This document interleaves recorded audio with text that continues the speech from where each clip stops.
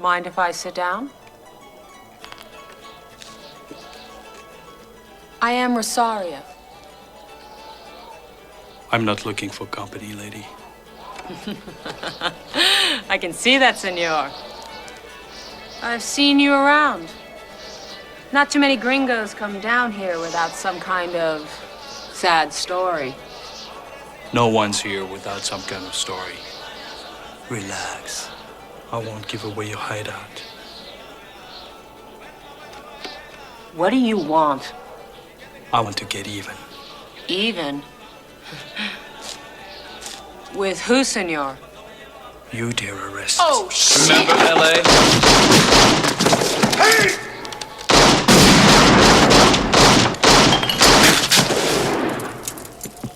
I wanted to tell this terrorist that I had given a lot of thought to what she said back in LA. About whether I was more machine than human. I wanted to tell her. She started me thinking. I really wanted to tell her all this. But she was dead.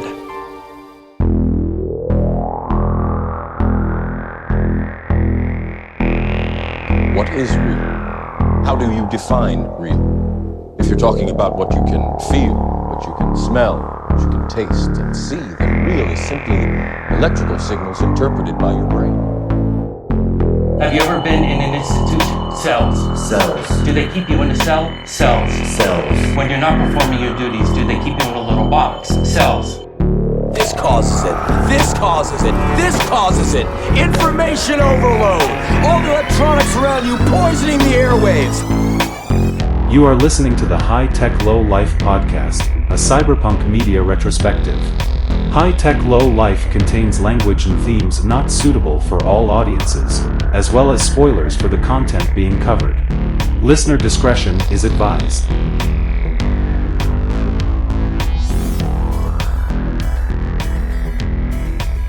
Welcome back, everybody, to the High Tech Low Life podcast with your hosts, Eric and Josh and Blank.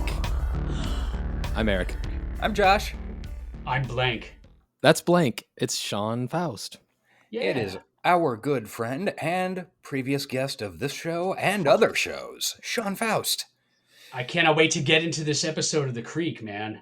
It's a good Creek episode. Oh, man, it's kind of dark how, like, take some turns. It really is. It's very, very, there were some choices made. Turning Joey into a robot was interesting, and then making out with the robot head was kind of... that happened in the pilot, so... Yeah. Second episode. This is pretty much what we always imagined our Creek reboot would be like, though. It's pretty much exactly the movie. It's not wildly far off. Like, honestly, it would make me feel better if it was further from that. We can cast, when we get into the film, we can cast who in Dawson's Creek would play what roles in this movie. And we will. We have to do that now. And it'll be easy. I think we'll all be on pretty much the same page for everything. Yeah, no doubt. But before we do that, oh, by the way, that movie's name is Nemesis, and we will be talking about it in a couple of minutes. Yes, we will. But before we do that, first of all, we got to get to know our buddy Sean and talk about everything else that's happening in the world. So how you doing, Sean? I am. That is the best you can expect at any given time, believe me. Pretty much. That's the past few years. Uh-huh. Yeah. Well, we're super happy to have you back. It's been a little while. Tron, you were on our Tron ep. Yeah. It's been about a year, right? Almost a year. Much. It was back in the spring, but yeah, probably 9 or 10 months, something like that. Like, I always want to have guests more often. I feel like our shows are more fun when we have more guests, but Josh and I get in these zones where it's just like, let's just bang it out and forget to ask people. Yeah. And we also, or at least I, have a disinclination to like talk to one of our friends and say, hey, you want to do some work for us? Yeah. But Sean, not having you on our one musical ep so far was possibly the dumbest mistake we've ever had. Yeah, it was a bad one. We gotta, yeah. It was okay. I wasn't hurt. I actually wasn't hurt. Well, I wasn't hurt at all. But I mean, it wasn't like you were talking the Pump Up the Volume soundtrack. Oh, yeah. Yeah, We should, though. we definitely should. Probably. You should talk the soundtrack Oh. to Tron Legacy. Yeah, we should. Maybe we should just do a cyberpunk soundtracks episode. Ooh. You know what we ought to do? Okay, because Pump Up the Volume is clearly not cyberpunk, but the soundtrack it definitely hits a spot of that early to mid 90s rap group and rock bands, thing. So maybe And Leonard Cohen. Leonard Cohen's not on the soundtrack, though, and that's sad. He's really not? He's like No. in the movie a lot. I know. There's 2 songs in the movie, and just the Concrete Yeah. Blonde cover is amazing. Yeah. So it's a good substitute. So maybe what we do is we watch Pump Up the Volume for Patreon and then do the soundtrack as an actual episode. Yeah. Wait, what? Yeah, I'm down for that. Whatever. As long as I get Yeah. to watch the movie again, I'm Yeah, down definitely. for it. I'm totally into that. Pump Up the Volume. Check it out. Dance. It's kind of like Max Headroom. Like there's pirate radio. Max Headroom is kind of a pirate. That's a stretch. I wear a bandana. That's true. How does that relate? Don't pirates wear bandanas? Yeah. Oh, yeah, I guess so. Yeah. Do you know what a pirate's favorite letter is? Sean, is it the letter R? You think it'd be R, but it'd be the C. The C word. Ooh. All right, let's talk dystopia. I have a talk. This is a current event. It's not dystopia. It's actually funny, but it's something I wanted to bring up specifically to Josh. Sean, you might appreciate it too. Okay. It was in the news last week. Any of you members of the subreddit r/vinyl? I am not. It's for vinyl record collectors. Last week's, or actually it's been like 2 or 3 weeks now, somebody posted that they bought this specific Danzig record, and that when they purchased it, they got sent something completely different. And so other people started buying the record, and it was random what you would get. And so Danzig Roulette was born. Okay. Enough people did it that Danzig 666 Satan's Child unseated Taylor Swift for the most popular vinyl sold on Amazon that week. Okay, that's pretty good. That is not a great Danzig album, by the way. No, it's not. It's well, not a good nobody one. got that album who purchased it. So I mean, I guess that's a pretty good trade. Like they were getting like Sam Cooke. Like it was completely random what you would get. I would feel bad if like I ordered Snakes of Christ or something and didn't get that. But 666 Satan's Child, I mean, sure, sub in something else. I don't know. 4? I mean, I would feel really bad if I wasn't able to hear Dirty Black Summer when I bought a vinyl. Or was okay. But yeah. 666 Satan's Child? Yeah, fuck it. I just thought it was funny, and it was like it was blowing up r/vinyl. Everybody was like, "I got this! I got a Guns N' Roses record. I got a Beethoven record." It was completely fucking random. This sounds to me like another pwn where it's like, let's just celebrate mediocrity. Let's just celebrate people doing things incorrectly and being stupid. Yeah. So I just made it. I made it darker. Sorry, but it's the same thing. Like somebody fucked up. All right, celebrate. Why? Why not correct them? I mean, why not call there's Amazon? no way to connect them. And some people were getting like more value, like it was gambling in a way. Some people were getting more valuable records, and I think it was on sale too. It was like $12 or something. That's crazy. Last year I ordered the Breaking Bad set was like on sale for like $89. The Blu-ray set. I'm like, all right, cool. And like I got the email that my package is delivered. I was like, oh my God, this is great. I'm psyched. Gonna watch Breaking Bad. I got it for like a really, really, really low price. Mm-hmm. And I wasn't sent Breaking Bad. It was 3 Sharps containers. 3 small Sharps containers. Okay. And I was just kind of like, wait.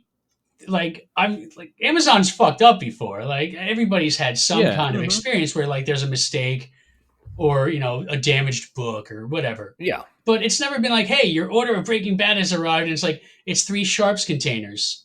And I was like, what am I going to do with this? What's a sharps container? For Like needles. Yeah, like if you're an epileptic or epileptic. Oh. No, it's not epilepsy. Yeah, It's diabetes. Yeah. Like a container for sharp objects. Okay. Yes, I get it. yes, yes. I thought sharp was like a container brand that I was not unaware of. Well, that is. I mean, that is not what you ordered. No, it's not. It's not. It's also, in the vein of what Sean said, a celebration of mediocrity in that people were ordering 666 Satan's Child, which is well, I'm guessing extremely they mediocre. just wanted to complete their collection, like they had all Yeah. the good Danzig albums. Yeah. Oh, what's on 666 Satan's Child? I gotta look now. Let's see. Father, tell your children come and walk my way. Hey, yeah. Five Finger Crawl. Yeah, there's nothing. 13. Unspeakable. Unspeakable's good. 13's good. Okay. I mean, I like I guess 2 out of 12. 13 was better done by Johnny Cash, but it's pretty That's good by true. Danzig. Unspeakable. Oh, wait. That's not it. Live. Damn it. But anyway, I thought it was funny. I thought it's funny that they unseated Taylor Swift, who is a very popular Powerhouse. artist. Yeah. Powerhouse. Just because people wanted to see what they'd get. Yeah. I could celebrate the vinyl roulette. I mean, if there was a service where you gave them $12 and they sent you a random record, would you do it? I mean, A random new record, like it couldn't be Herb Alpert and the Tijuana Brass. Why? What's wrong with Herb Alpert? Herb Alpert and the Tijuana Nothing, Brass? but you can go to any Salvation Army store and spit in a That's random true. direction, and you will spit on a Herb Alpert and the Tijuana Brass. Well, I mean, they won an Oscar for the theme from a movie called Viva Max in the 60s. That's well, also, Whipped Cream and Other Delights is both a pretty good record, and it has a really great, iconic cover. it's the iconic record cover. Yeah. Agreed, but every thrift I store bought has that- 10 of them. Yeah, I bought that as a joke at a garage sale when I was like 13 or 14. And then, one day put the record on and I was like, oh, this kind of swings. All right. My I'm into stepdad this. had it when I was a kid, and I was flipping through the records. I'm like, whoa, is this pornography? It's not. You said it swings, but does it honk? I don't think it quite honks, but it definitely swings. It's got a groove. Speaking of things that honk, does anybody have anything they've been watching that they want to talk about? Oh, yes, I do. Or did I skip any actual important dystopian news that needs to be mentioned? All the normal stuff, genocide in Gaza. Double standards. Yeah. Everything's going great. World's fine. There's presidential primaries that, I don't know, it just seems pointless and boring to talk about them. Okay, I have some recommendos. I've started doing this since the beginning of the new year. I decided I'm just going to keep a fucking list of everything that I watch and read, so that way I can click into it when we're doing the podcast and I can remember things. My wife tried doing that just for fun and made it a month and a half before she got tired of it. I've done it before, and it's lasted like a week usually. Yeah. But this time, I mean, we're 21 days in, and I'm keeping up with it. Do you know that yesterday was the 26th anniversary of the pilot of Dawson's Creek? I did know that. I saw it. Yeah. The podcast formerly known as Dawson's Creeps posted it on their Instagram. Yeah. Victoria from I Remember Everything filled me in on that this morning. I was like, oh, wow. Yeah, you're right. 26 big ones. That doesn't seem possible. Yeah. Okay, anyway.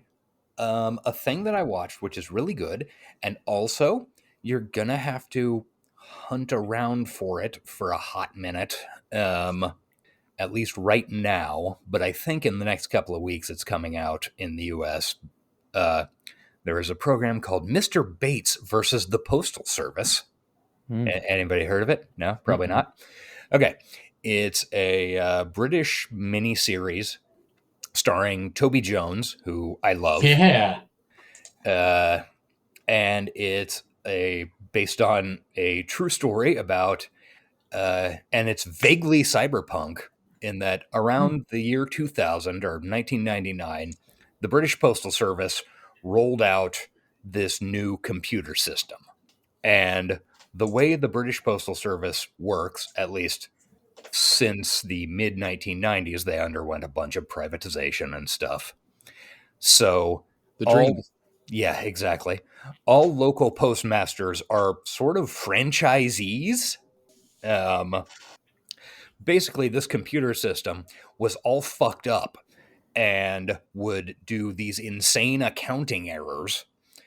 And all these like local postmasters ended up going to jail and getting sued and being like hundreds of thousands of dollars in debt for things they never did. And then it's this big long, it took until I think 2015 for the court, like they went to court finally and proved that the computer system, the IT system was all fucked up. But it's a really good show about the little guys getting fucked over by the terrible privatization, etc., etc. Wow, I've never heard of a TV show described in such a way. Yeah, it's like everything you're saying doesn't sound like it should be a TV show. I absolutely agree, and I 100% agree. Great show though. Highly recommend it when it comes on. I don't know, BritBox. What's it called again? Mr. Bibbledy Bob and the Mr. Bates and the versus the Postal Service.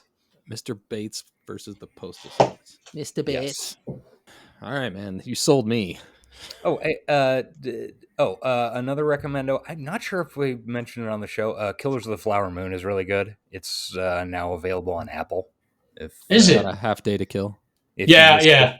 In theaters. I saw it in theaters, and I got there, and it was 11:30 a.m., and the sun was out. It was a nice day. And when I got home, it was like dark and ready to go to bed.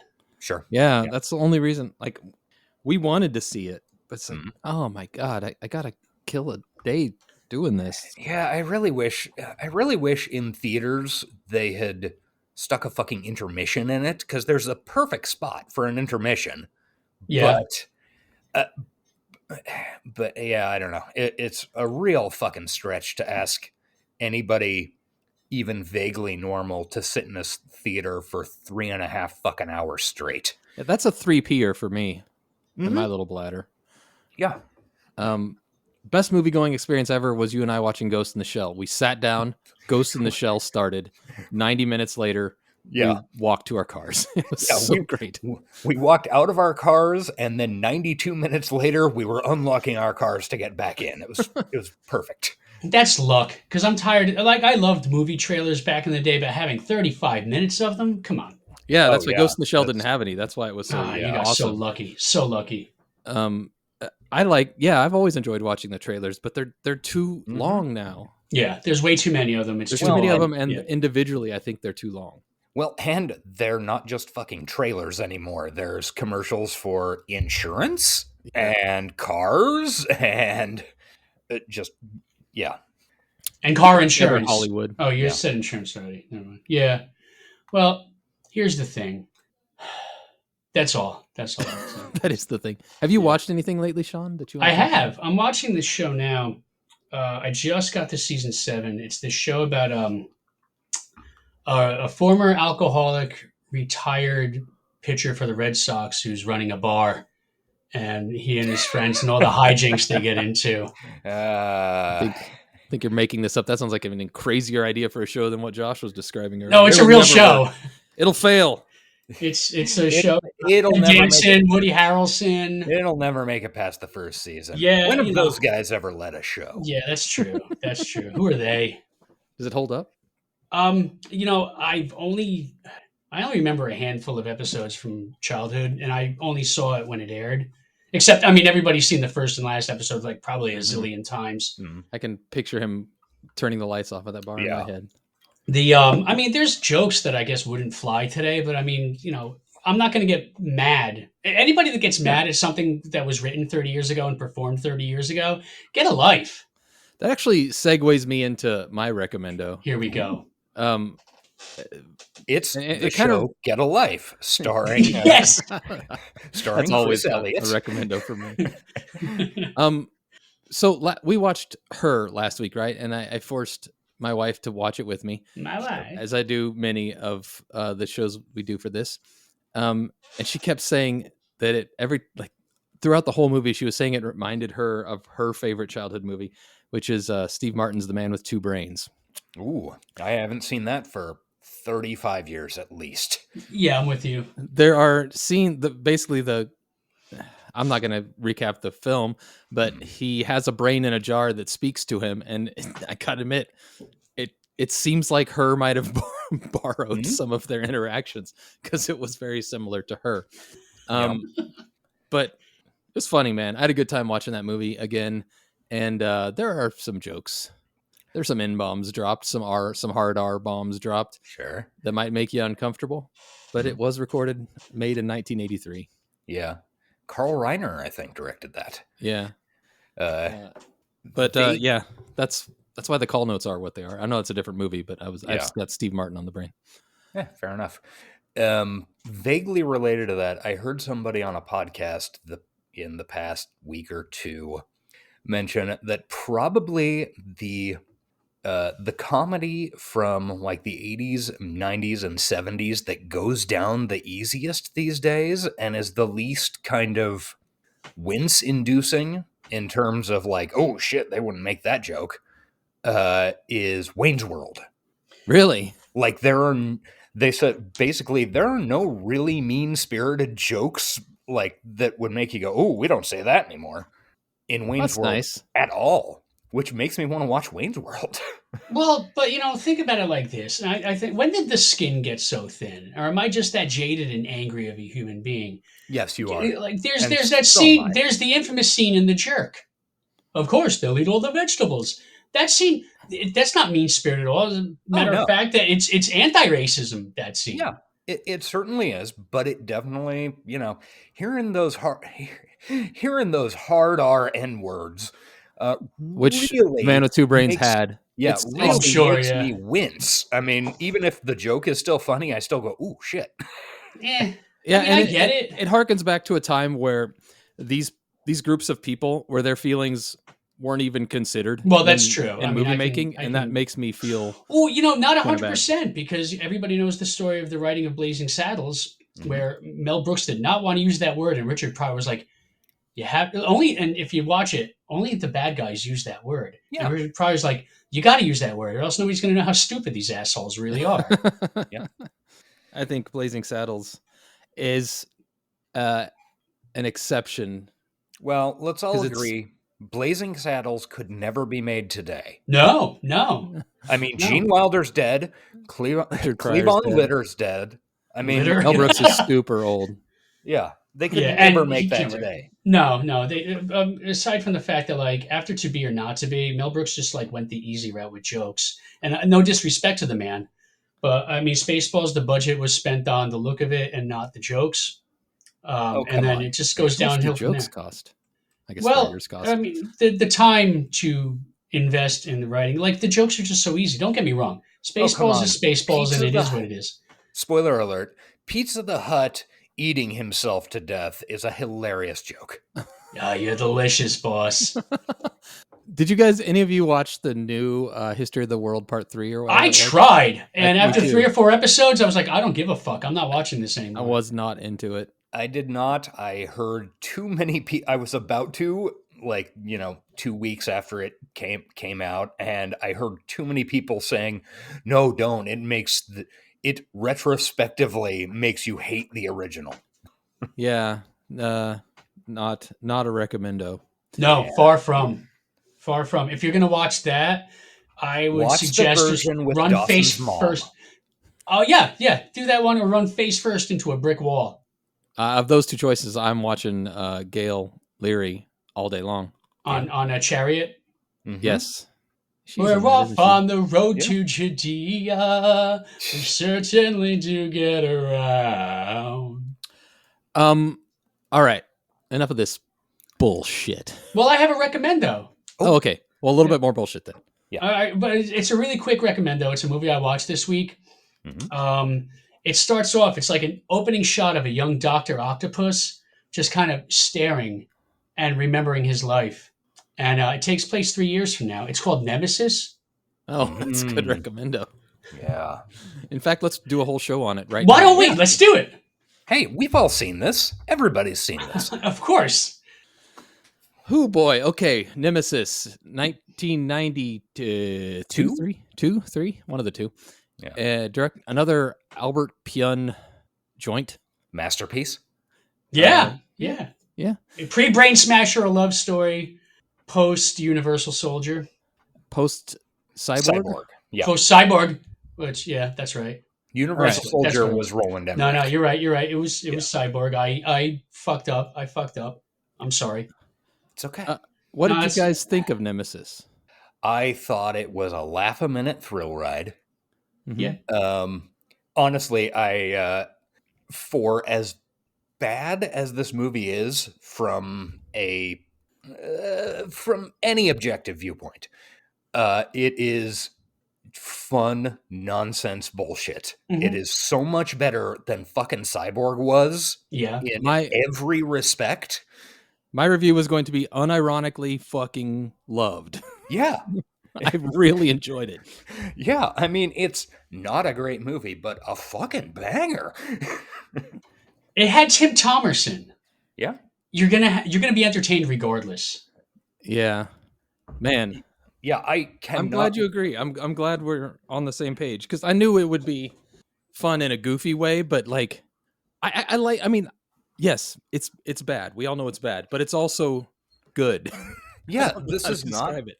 And it's not like a Miami Connection or Samurai Cop kind of way where it's like it's bad, but like you love it because it's bad. It's like this one was just like it's something I would have watched at 3 a.m. on Cinemax in the 90s. Like it's how I saw Brain Smasher: A Love Story. Probably how I saw. No, I rented Cyborg twice. I would watch it again. Yeah, like in the next few days.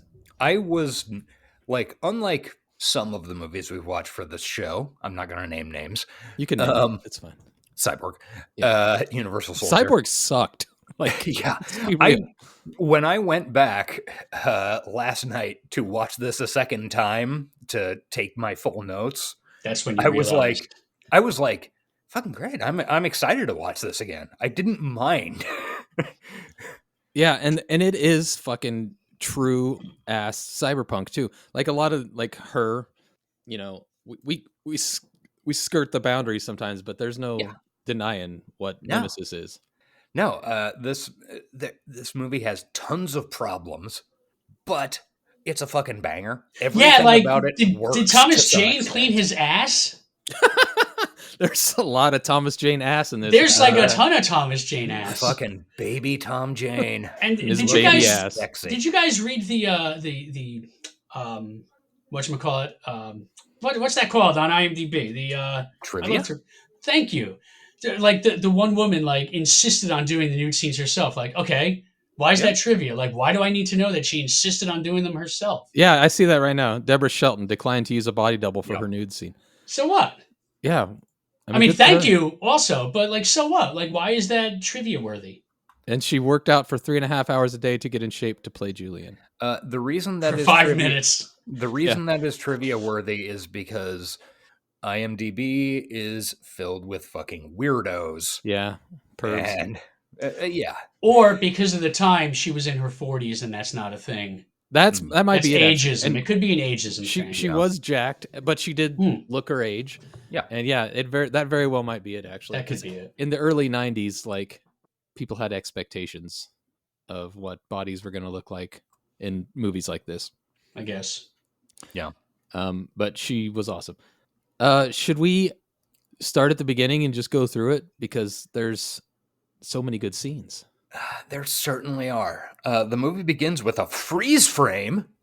Freeze frame. My favorite Jay Giles song. Yeah. And then there's a very cool opening monologue about how, I don't know. I was unable to find the text of the monologue, and I wasn't going to sit there and watch it, rewind it, type the whole fucking thing up. Mm-hmm. About how the main character, guy named Alex Rain, who's played by a French kickboxer named... Great cyberpunk lead man name, by the way. Yeah, there's some really interesting name stuff going on with this movie. It's very Dawson's Creek. Mhm. Yeah. All the girls have boys' names, and all the boys have girls' names. Yeah, it's really interesting. And apparently in the original draft for this, Alex Rain was going to be played by a 12-year-old girl. I saw that on the trivia. Yeah. Which again makes sense with, Alex is kind of a unisex name. So yeah, I don't know. Anyway, he has a cool monologue about how he's like a bounty hunter for the LAPD and the world sucks and information overload, low techs living like rats in the walls. This causes it. This causes it. Yeah. Can we agree that Olivier Gruner has 10 to 20 times more charisma than Jean-Claude Van Damme? 100% yes. It depends on what. I wouldn't say more acting skill, just charisma. Yeah. Yeah, I think I absolutely agree. I mean, by the way, audience, we're going to be comparing this to Cyborg a lot. There's no way not to. Well, I mean, considering also the Thomas Jane nude scene. That's Fender, whatever the fuck, that breaks into the room. Oh, yeah. Vince Klin. Yeah. Yeah, there you go. That's a great cyberpunk name, not a really cool real life human name. Shockingly, they dubbed him again because No. apparently his voice is still very high and feminine, quote. There wasn't as much overdubbing in this movie, but when they used it, it was so obvious. There was one scene where, at least on the version I watched, it was like a full half second off. The subtitles were too. If you watched on Amazon with the closed captioning on, they were 3 to 4 seconds ahead of what was being spoken on scene. It was weird. Oh yeah, and this movie, apparently there are like half a dozen slightly different versions. In some versions, it's Jared giving the monologue at the beginning, like doing all the voiceover shit. Yeah. And some versions it's Alex, and I don't know. It's apparently there are just many different versions depending on what market it was and whether it was pulled from the film print or the DVD print, or yeah. I saw the one where the narrator just sounded really bored the entire thing and said, well, I didn't know if she really was. Oh, wait, that's a different movie. I watched the one with Alex Rain narrating, not a bored Harrison Ford. Yeah. Sean? It sounded almost equally bored. Sean, you watch yourself, buddy. Well, you're in the house of Blade Runner. 2049. No, I'm with you, brothers. I'm with you. That's the best sci-fi movie I've ever seen. That is a wonderful addition onto the original piece. Oh, the book? I love Do Androids Dream of Electric Sheep. I'm with you. It's exactly like the addition that Michael Caine got to put onto his house with his Jaws: The Revenge money. Whoa, wait. I'm sorry. Wait, did you just compare 2049 to Jaws: The Revenge? Yes. Now I'm angry at both of you. Wow. What the fuck? That was the point. I'm sorry. I'm sorry that Blade Runner RoboCop 3... Actually, RoboCop 3 is a better film than Blade Runner. Wait, you didn't like 2049? No, I love Josh liked 2049. Okay, he's just talking shit. Oh my god, how dare you? Oh, that is one of my fucking worries for fucking Tron 3, though. One of the stars is goddamn Jared Leto. Well, he wasn't terrible in 2049. I liked him in 2049. He was fine. It was the worst part of the movie. But he tries to talk like Ben Kingsley doing the Mandarin, like he talks like this. The great Southern Trendkill. That's right. Fuck yeah. Now, next time you watch Iron Man 3 or 2049 and the way they talk like that, think of the song The Great Southern Trendkiller. You'll be like, holy shit. Going to. Almost certainly I will. What a great album. Yeah. It's got its moments. It's the whole thing from beginning to end is awesome. It's not my favorite Pantera album. No. It's Far Beyond Driven, baby. I used to say vulgar, but I've been so wrong I'm for vulgar. all these years. I'm too vulgar. It's vulgar. definitely vulgar. I've played vulgar to the point of where like Far Beyond Driven is new because I didn't like it for many years, and now I'm just like, how did I not like this album? I'm stupid. I like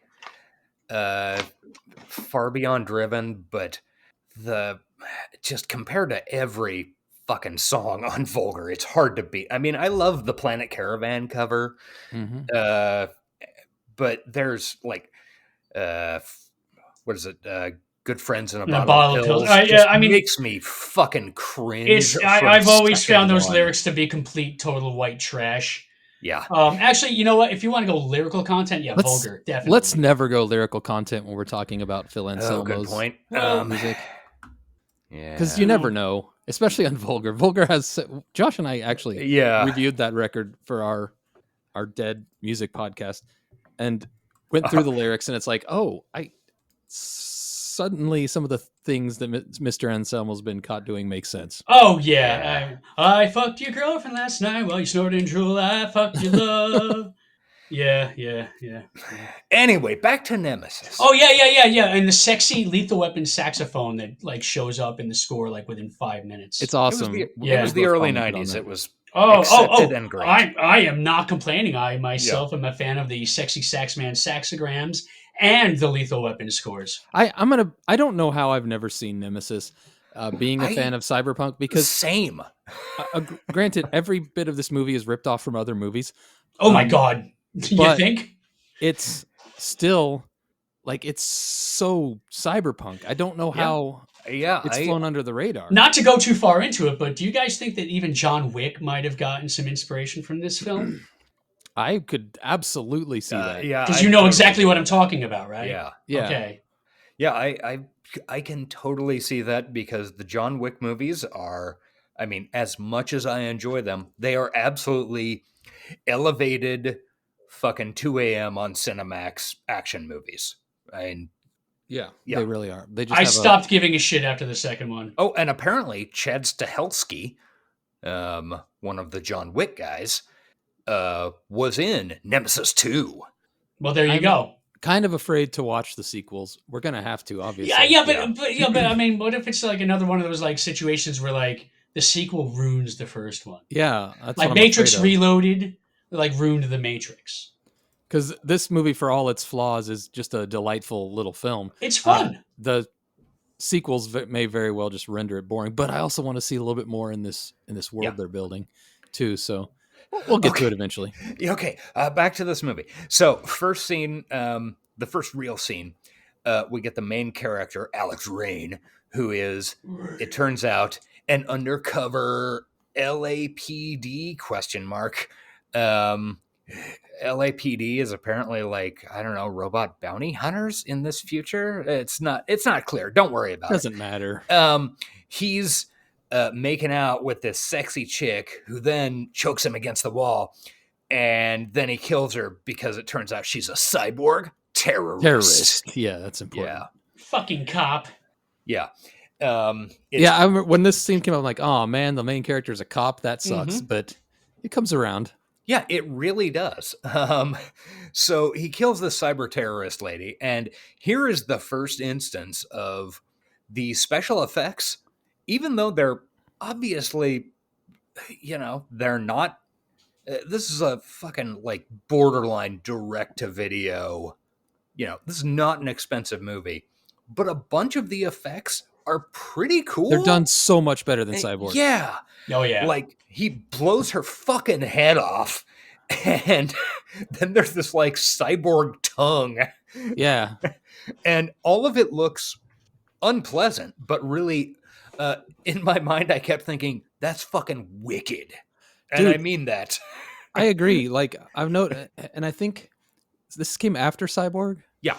Okay. I think he learned some things from Cyborg, like.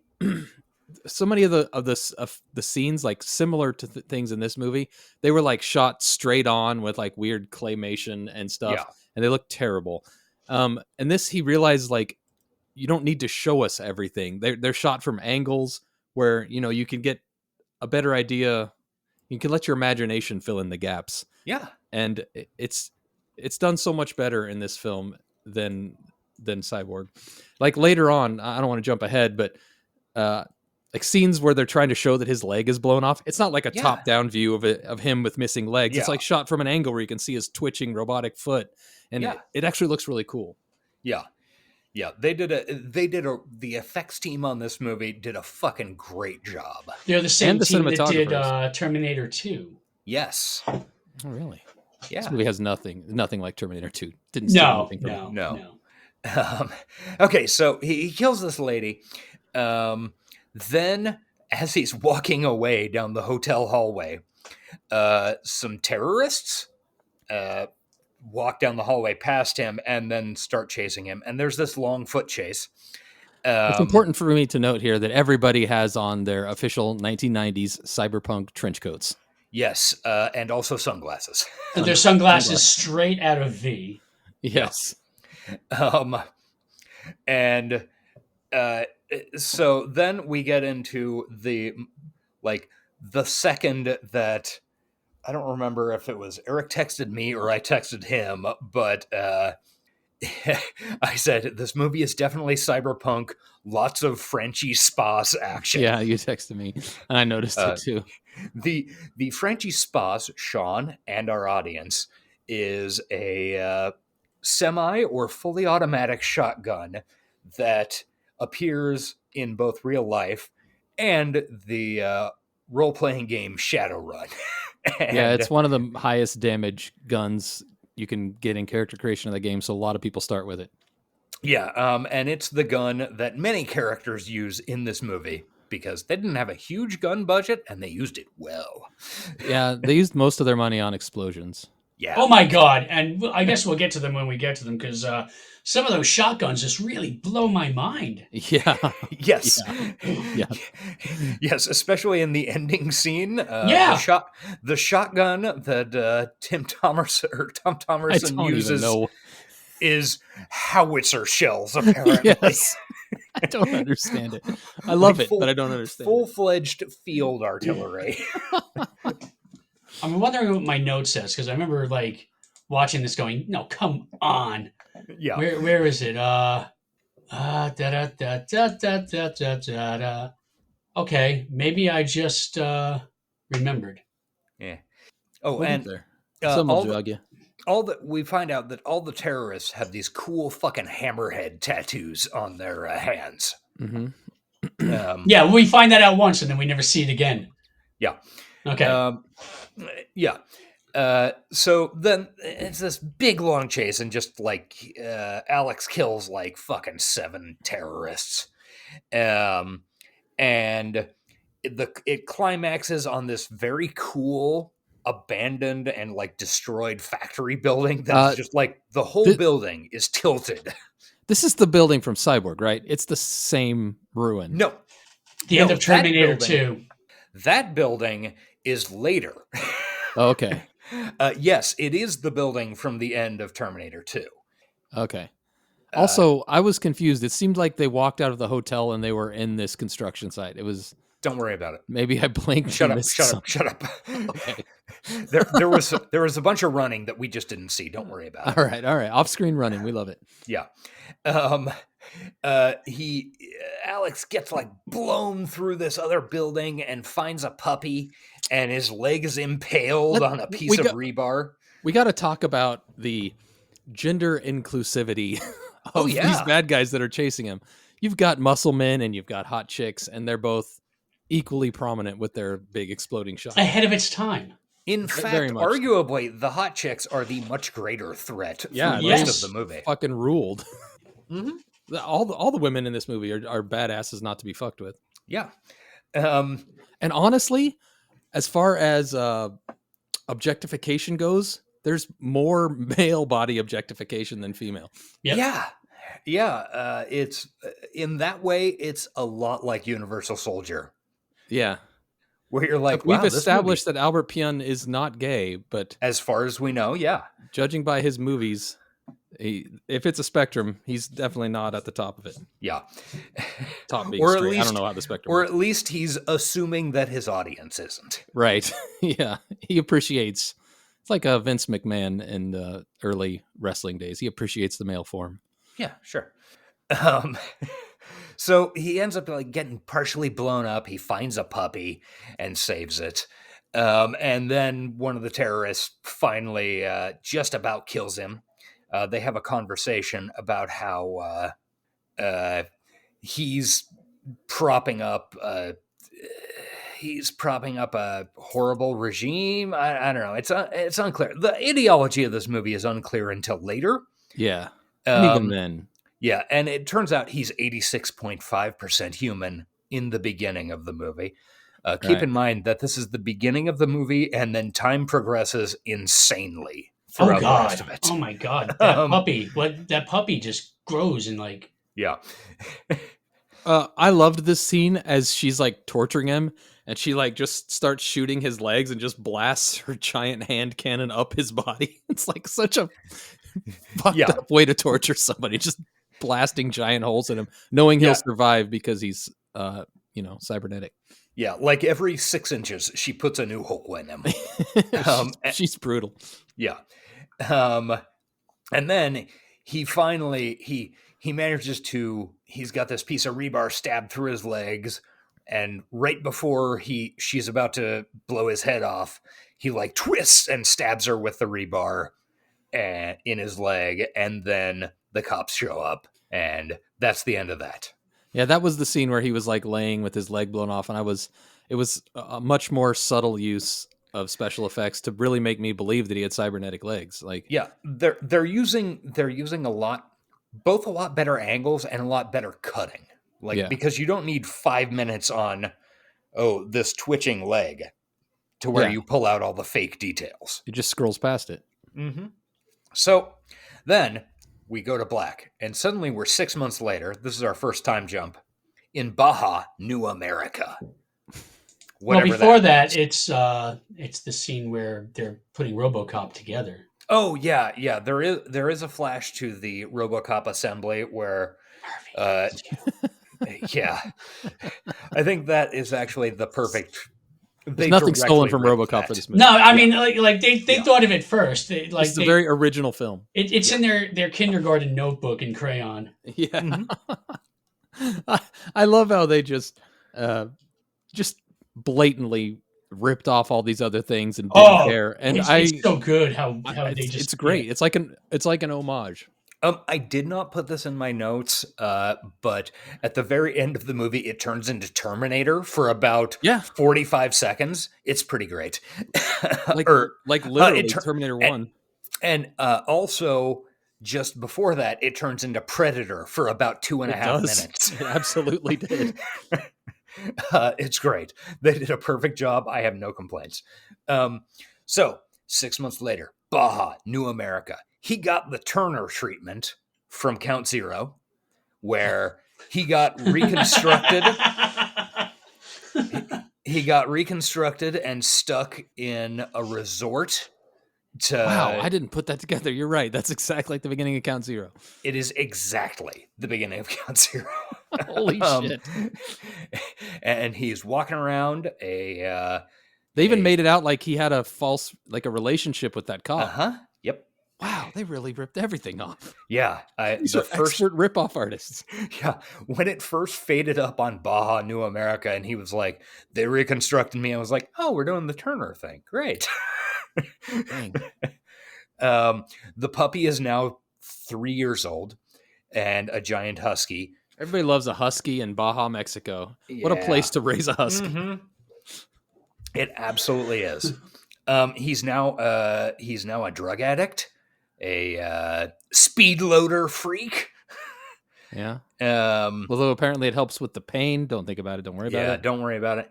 Then we go to a scene where he's in a bar and there is an insane amount of wind noise. Like, I literally a couple of times paused the movie because I thought there was too much wind noise coming in my windows, and I thought, did I leave something unlatched? And the wind is blowing around in here? No. I didn't notice that. This is the scene I stuck at the beginning of the episode, or will stick at the beginning of the episode. Yeah, definitely. Makes sense. There's a speech, which is, the writing. Mm-hmm. It's some of the best writing I've ever heard, and you've all just heard it at the beginning of the show. Yeah. There's a ton of wind noise in this bar. He has a conversation with Rosario, who turns out, hey, there's another hammerhead tattoo. Also, her gums are the same color as her teeth. Okay, which what is the fuck was that? real weird. Was that? I thought that was an effect. I thought it was supposed to be cybernetic at first, and then no, that's just No. she's just got a gum disease. Yeah, it weirded me out. White gums are caused by a condition known as leukoplakia. Mayo Clinic defines leukoplakia as a condition where thick white spots or patches form on the gums, inner cheeks, and bottom of the mouth. They can even form on the tongue. These white spots can be rubbed or scraped off. I don't think that was it. I mean, they were just skin colored. Yeah, they were just completely white. Yeah, it was real odd. May indicate that a person has anemia, which is often the result of an iron deficiency. Yeah, I could see that. It was weird. It looked okay. I'm glad that you noticed it because I was truly thrown off by it. Yeah. Did you notice it, Sean? I honestly didn't. Okay. Fair. It helped that she's got very small teeth and very big gums, and a couple of times she smiled really wide, and it was like, it was strange. Yeah, it was real odd. Strange enough that it seemed like a deliberate choice because they could have just told her not to smile, and I don't know. Maybe it was supposed to. Yeah, I don't know. Whatever. It doesn't matter. I'm not shaming someone for their gum condition, but it was strange. Yeah. So then. Anyway, it turns out she's a terrorist, and he kills her, and this in an amazing way. He shoots her sitting down, and she does this full body starfish fly backwards into a support pole, where he can see up her dress and her knee length bloomers on underneath. It's amazing. Yeah, it's pretty. It's a pretty solid bit of filming. Yeah. Then the LAPD shows up, and we meet the second and third important characters in the movie. We meet Jared and Sam. They're both sexy ladies. Jared being his former boss and ex-girlfriend. Yeah. If you're trying to remember the film, she's the blonde one. Yeah, she's the one who eventually gets put in a smartphone. They're trying to they've got to recruit him back to working for the LAPD, but he's like, fuck no. I'm a drug addict now. Yeah. And then Sam kills his dog. I gotta tell you, at this point, and I even have it in my notes, I don't know why the fuck I kept watching it. I can't deal with shit like that. But then I was so intrigued by where the story was going. I needed to know, and I almost never do that. I was similarly angry. Eric and I literally had a conversation. Should we warn Sean about that scene? At that point, I think when we were having that conversation, it was probably too late. He'd probably already watched it. And then it occurred to both of us no, the dog literally got introduced 2 minutes ago. So it sort of doesn't matter. Oh, it does. It totally matters. I mean, it's not like the dog from I Am Legend where you get attached. Yeah, yeah. And it seems to have absolutely no point until the whole fucking plot comes together. And spoiler alert for the end of a movie you've already watched. It turns out that Sam is inhabiting Farnsworth's body at the end. So. Oh wow! I did not know that. Thank you for the spoiler alert. Okay. Yeah. They said it 2 or 3 times. Yeah. Actually. I think I might have got caught up in the spectacle and just kind of set the plot aside. Well, and it doesn't help. This is one aspect where the unisex names throughout the film harm it. It is possible that when Brian James later refers to Farnsworth as Sam, you're like, oh, that could be his first name. Yeah. Yeah, I never put that together. Yeah. Of course, I don't know that I ever knew that this character's name was Sam either. But back to the dog thing. I hate when people kill animals for emotional responses. It's no good. But it's kind of it's bad writing. This whole fucking movie is the point of it is bad writing. So whoa, come on. Let's not shit too hard on the writing. But killing a dog or you just introducing a dog just to kill it. I mean, granted, that is the entire motivation of John Wick. Yeah. which took me forever to watch that movie because of that. Like 3 people had to tell me like But you don't that's see different. That's the inciting incident. That's it's that dog has like That's a shitty reason to write a movie. Like, hey, how about we get this like super duper like assassin killer guy out of retirement by killing his puppy? See, I disagree.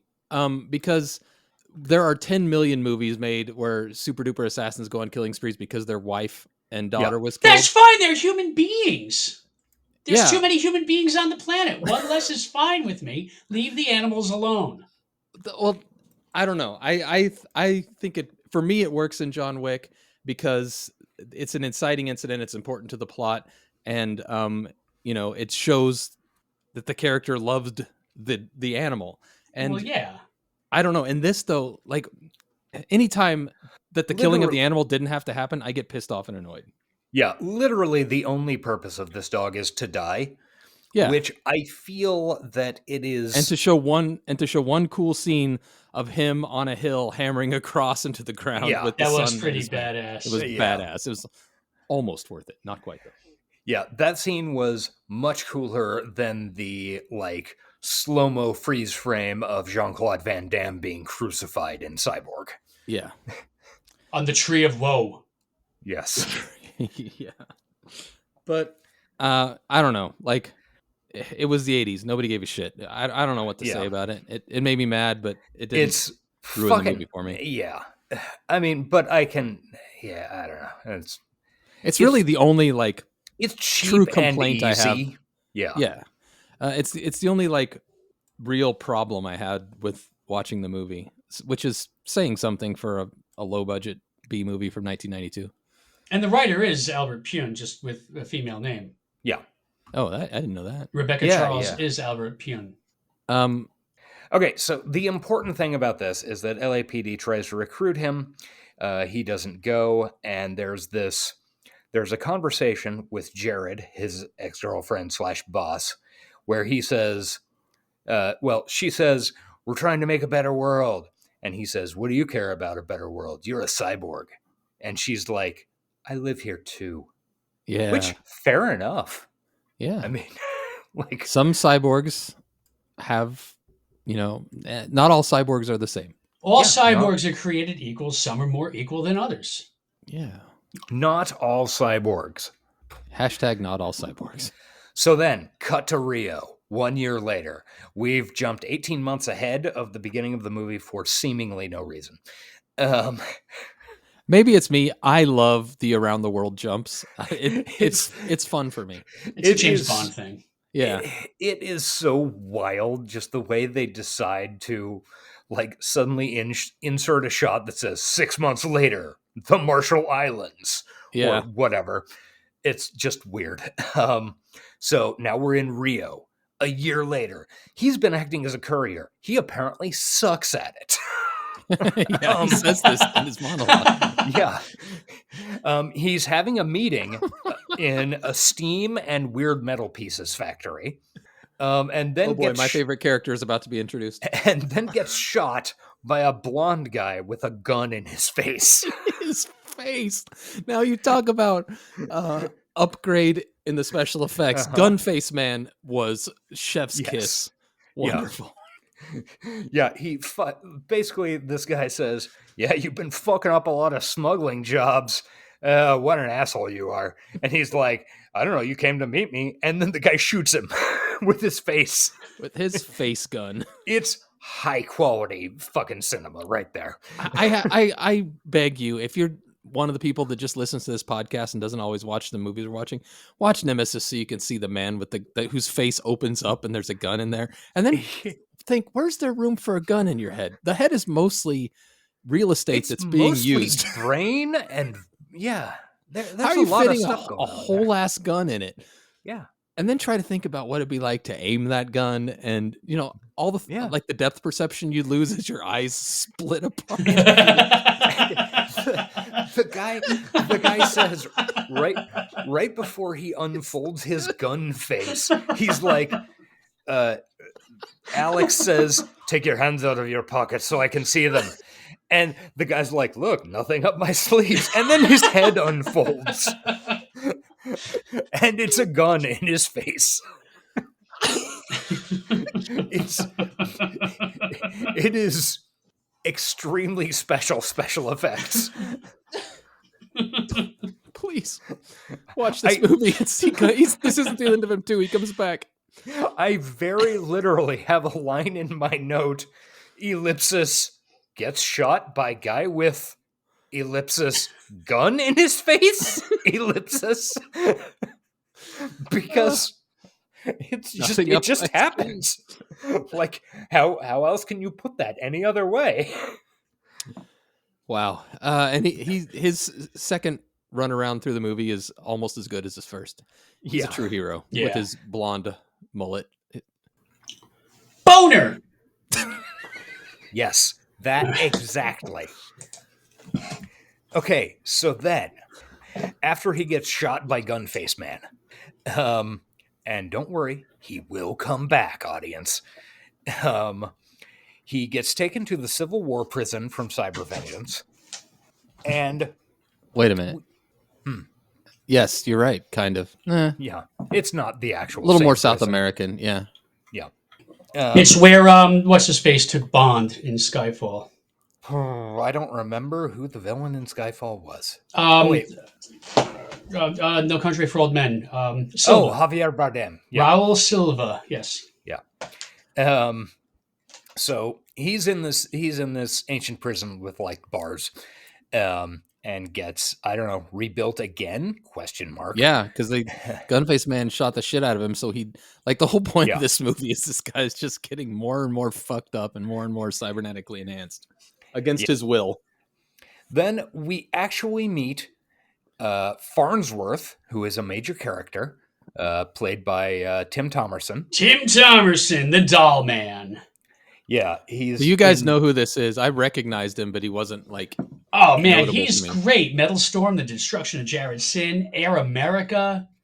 I love Air America. He's in a million movies, usually as basically this part, like authority figure, police captain, or military officer, etc.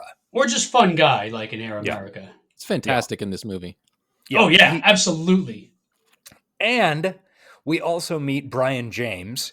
Leon! Leon from Blade Runner. And from the intro of this podcast. And yes, the intro of this podcast. Let me tell you about my mother. Who well, this time, though, it's more like, let me tell you about my mother. Let me tell you about my mother. It is so ridiculous. Oh, my God. His German accent is insane. It's not as crazy as his accent in Tango and Cash, though. I don't remember that. I don't either. Yeah. I want to watch the movie again. Oh, you should.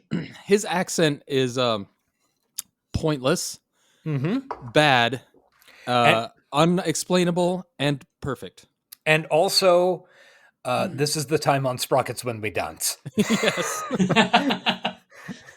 I love it. I think it was a wonderful choice. It is an incredible choice and perfect. Yes. I have no complaints at all, because you see Brian James and you're like, oh great, from fucking I know what Blade Brian Runner. James sounds like. And then you're just blown away.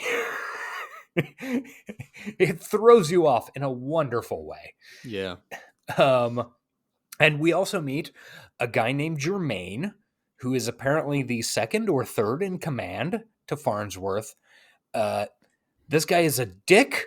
He barely appears in the movie, but he's weirdly important somehow. He has like a weird Spanishy German accent? ? Yeah, I think it was supposed to be German as well. Yeah. Basically, when they reconstructed him this time, they put a bomb in his heart. And classic cyberpunk. Yeah, it's definitely not. Nobody making this movie had ever seen Escape from New York. Don't worry about it. No. I've never even heard of Escape from New York, and I listened to your episode. Yeah. I don't see why you're even bringing it up. It has nothing to do with it. Yeah, I mean, seriously, do this as a favor to me, your old friend who planted a bomb in your heart. Yes. Okay, so we find out the plot, quote marks, of the movie as a whole. Finally, we're like 40 minutes in at this point or something? 30-ish. And it's not a long movie. This is a tight No. 90-ish movie. Like, it's a perfectly linked movie. Yeah, I very specifically noted down a time later in the movie. So the plot is that the president and the prime minister of Japan are having a meeting in 3 days. No. And Japan, which has merged with the United States, I believe they said. And there is a summit, and the security plans for this summit have been stolen. So Farnsworth, who is the head of the LAPD, needs the stolen disc with the security plans on it and wants it to be kept quiet. And Germain says the most weirdly upsetting line of the movie. Ever since the U.S. and Japan Wait, do merged, it in the accent, please. Ever since the U.S. and Japan merged, it's been a fight to keep down those slant-eyed bastards. Whoa, yeah. And it is, you're just like, what the fuck just happened? Yeah, it's not pleasant. No. Okay, so it turns out that his former boss / lover, the blonde lady from Baja, is the one who stole the security plans and is going to sell it to the Red Army hammerheads. And this sale is going to be happening in a, quote, low-tech shithole called Shanglu in Java. And that's the plot of the movie. We got to get these plans back before it's sold to the terrorists who might blow things up? ? Except this isn't actually the plot. In Java, so in Indonesia? Yes. Okay, I thought that might be where they were. Somewhere in Southeast Asia. That is correct, except for the fact that everybody is... I'm pretty sure they shot this in Hawaii, and everybody is doing Hawaiian accents. Oh, we'll get to that. I love it. It's once again, perfect choice. Yeah. I have no arguments with it. We're not at Java yet, but yeah, I was noticing that and loving it. So, then we have a little Shangri. whisper. Yeah, we have a little whispering scene between Brian James and Farnsworth, and it turns out they're lying to him. And that he doesn't need to find Jared. Jared will find him. Right. They're using him as a bait? I don't know. It's unclear what their actual idea is. He's expendable. Yeah. He's never going to get the retirement that they promised him. Yeah. Because not only the LAPD, do they have jurisdiction in Indonesia? Just curious. Sure, yeah, why not? I mean, now that Japan and the US have merged, of course they own Java. Indonesia, famous part of Japan. Mm-hmm. Absolutely. There was definitely not a war about that. Oh, I got a story about that. Wait, there was a war about that? I bet. What happened in that war? Who did it? Who started it? Don't worry about it. It's not important. It definitely wasn't a major piece of the 20th century. Oh, okay, all right. Anybody? Any names I might recognize? A little guy named Hirohito. Tosho. Something about a sleeping giant. Yeah. Oh, I like that song. It's on View from the Top of the World, Dream Theater. Yeah. All right, Sleeping Giants. Yeah. Exactly. All right. This is the Vietnam War you're talking about, right? Oh, dude, I thought you were talking about Grenada. So many wars. How can you pick just one? I thought it was the Falklands. Anyway. Which Falkland Island are you talking about? Okay, so we go to Shanglu. Which really looks like a beautiful picture postcard of Hawaii. Lovely place to stay. Yeah. And there's a cool reggae and there's a place named Bernie's Reggae and Clothing Shop that Alex walks by right as he's beating up a bunch of randos on the street, which is weird because these dudes just in suits just show up and start attempting to beat him up, and he beats them up. And it's like every like stuntman extra you've ever seen in a movie before. Like Yeah. because what's his face is Sven LaForce. Sven from, Orla Thorson. Yeah, from Mallrats. Everybody knows him best from Mallrats and Mallrats, Gladiator. Dragon, the Bruce Lee story. Although you don't really see his face. He's the he was in Nowhere to Run with your friend. He's in Lethal Weapon 3. Yeah. He's the one that's holding him up. Yeah, so this guy's been in a lot of stuff. Harley Davidson, the Marlboro Man. I mean, how do you miss Harley Davidson and the Marlboro Man? Yeah, huge B movie actor. Yeah. And also then, just a huge guy. But there's also, and I the black guy too is like an extra in every like late 80s, early 90s action flick, and he's a stunt guy. Yeah. And our friend Bosco, what's his name? He was just in something else you watched. Oh, that's entirely possible. From Hard to Kill and from Renegade. Come on, I'll look up. He was in. I don't know names. You guys were talking about Renegade a few episodes ago. Branscombe Richmond. Oh yes, yeah. The mullet guy. Yes, you're absolutely right. Yeah. Well, after he beats these guys' asses, they all stand up like nothing happened. Well, yeah, but they wait for him to walk away. And which is implying that they're cyborgs, I think, is what the point of that was. Yeah. I guess. And we see that it is being observed by baby Thomas Jane and his bare butt. Yeah. So much bare butt. I haven't looked at the Wikipedia or anything, but I swear Tom Jane is probably 18 fucking years old. He's having he's having a minor acne breakout.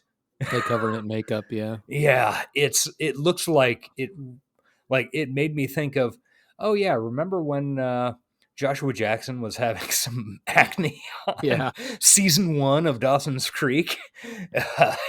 He is so young. He is so a baby. Young, so young. Yeah. I mean, this is before he's the Punisher. This is when he was still the Punished. Yeah. And I totally see why they cast him in this movie. He is just a sexy young dude who kind of looks vaguely like a scumbag. Yeah. Like he just has vaguely scumbum energy, and he's smoking a cigarette and looking out the window. And then there's this hot chick. He's just screwed in a bed. And he's like, just some tourist out there. And his name is Billy. And he is a informer for both the Red Hammerhead Army and the LAPD? ? I don't know. Look, this is not an uncomplex or sensical plot. No, it really, maybe that's, part of the appeal to me. It almost feels like a thrown together Shadowrun mission where the GM is kind of making stuff up as he goes along. Yeah, I think that's a really good analogy for the feel of this. It's okay, well, let's have a fight before we end this session. Yeah, exactly. That type of thing. And also we find out Brian James is the guy who is running the street randos. When they get up after Alex beats them up, they go and meet him in a doorway. And he's like, yeah, you did a good job. And Alex is getting followed by a knockoff Lori Petty. Yeah, that's what from Point Break. Dude, that's one of my notes is knockoff Point Break. Lori Petty's performance is just odd. Yeah. They stole everything. Yeah, I dug that chick. Her acting is not good, but somehow... I don't know if it's not good because her body acting's good. Her speaking acting isn't. Yeah, but some of her speaking choices are just they are confusing. But they're choices, and she made those choices. And I just need to know why because her performance is so weird. Yeah, it is off the wall for this movie. Which like, is has she a bunch also, of off the wall choices? Is she one of them? Like, is she also like a cyborg, or is she not? I mean, it's too bad she won't live. But then again, who does? Yeah, she is great. I realized great movie you just quoted, Sean. No, it's not. Don't lie to It's a yourself. wonderful movie. Top 5. Top 5 movie. Top 5 movies that I never need to see again. Yes, you're right. It's wonderfully top 5. We're having you on that episode just so you have to watch it again. No, I'll just remember it because anyway, let's get to this movie because you don't want me shitting all over Ridley Scott's boring fucking movies. Hey, did you see House of Gucci? That was anything but boring. I have not, but I've been told to watch it as the comedy that it's unintended to be. I really think he's intending it to be a comedy. But okay. Anyway, I found out as I was watching this movie, I've for 30 years, I've always, had a thing for Lori Petty. But I thought it originated probably in Tank Girl because that hits like every fucking mark of like what I'm interested in. I did not realize apparently Lori Petty in Point Break was very formative for my sexuality because this chick is doing a knockoff of that, like Bargain Basement. And I was like, I am into her. Yeah. She's not doing great in this, but I am into this. On IMDb, it's Merle Kennedy. Yes, Merle Kennedy. She's in Bubble Boy. Yeah, she was in Bubble Boy. Had like a bunch of parts through, I think her last thing was like 2003 or something, and now she has some script that's in production? She was on Orange is the New Black and stole every scene she was in. No, that was Lori Petty. Oh, I'm sorry. I thought that's... Wait, where did I lose you? Lori Petty was also in Station 11 and stole every scene she was. Oh, you're talking about Merle. We're talking about the knockoff Lori Petty, Merle Kennedy. Okay, so from Doll Man and Night of the Demons. I mean, how do you forget Night of the Demons Part 2? Leprechaun 3? I am the Leprechaun! Yeah, I'm looking... There was something she was in that I liked, and that wasn't Bubble Boy. Well, I remember Bubble Boy. I liked Bubble Boy, actually. I haven't seen Bubble Boy for probably 15 years, and I want to watch it again now that it has come up. Yeah. But anyway, yeah, she's a weird character.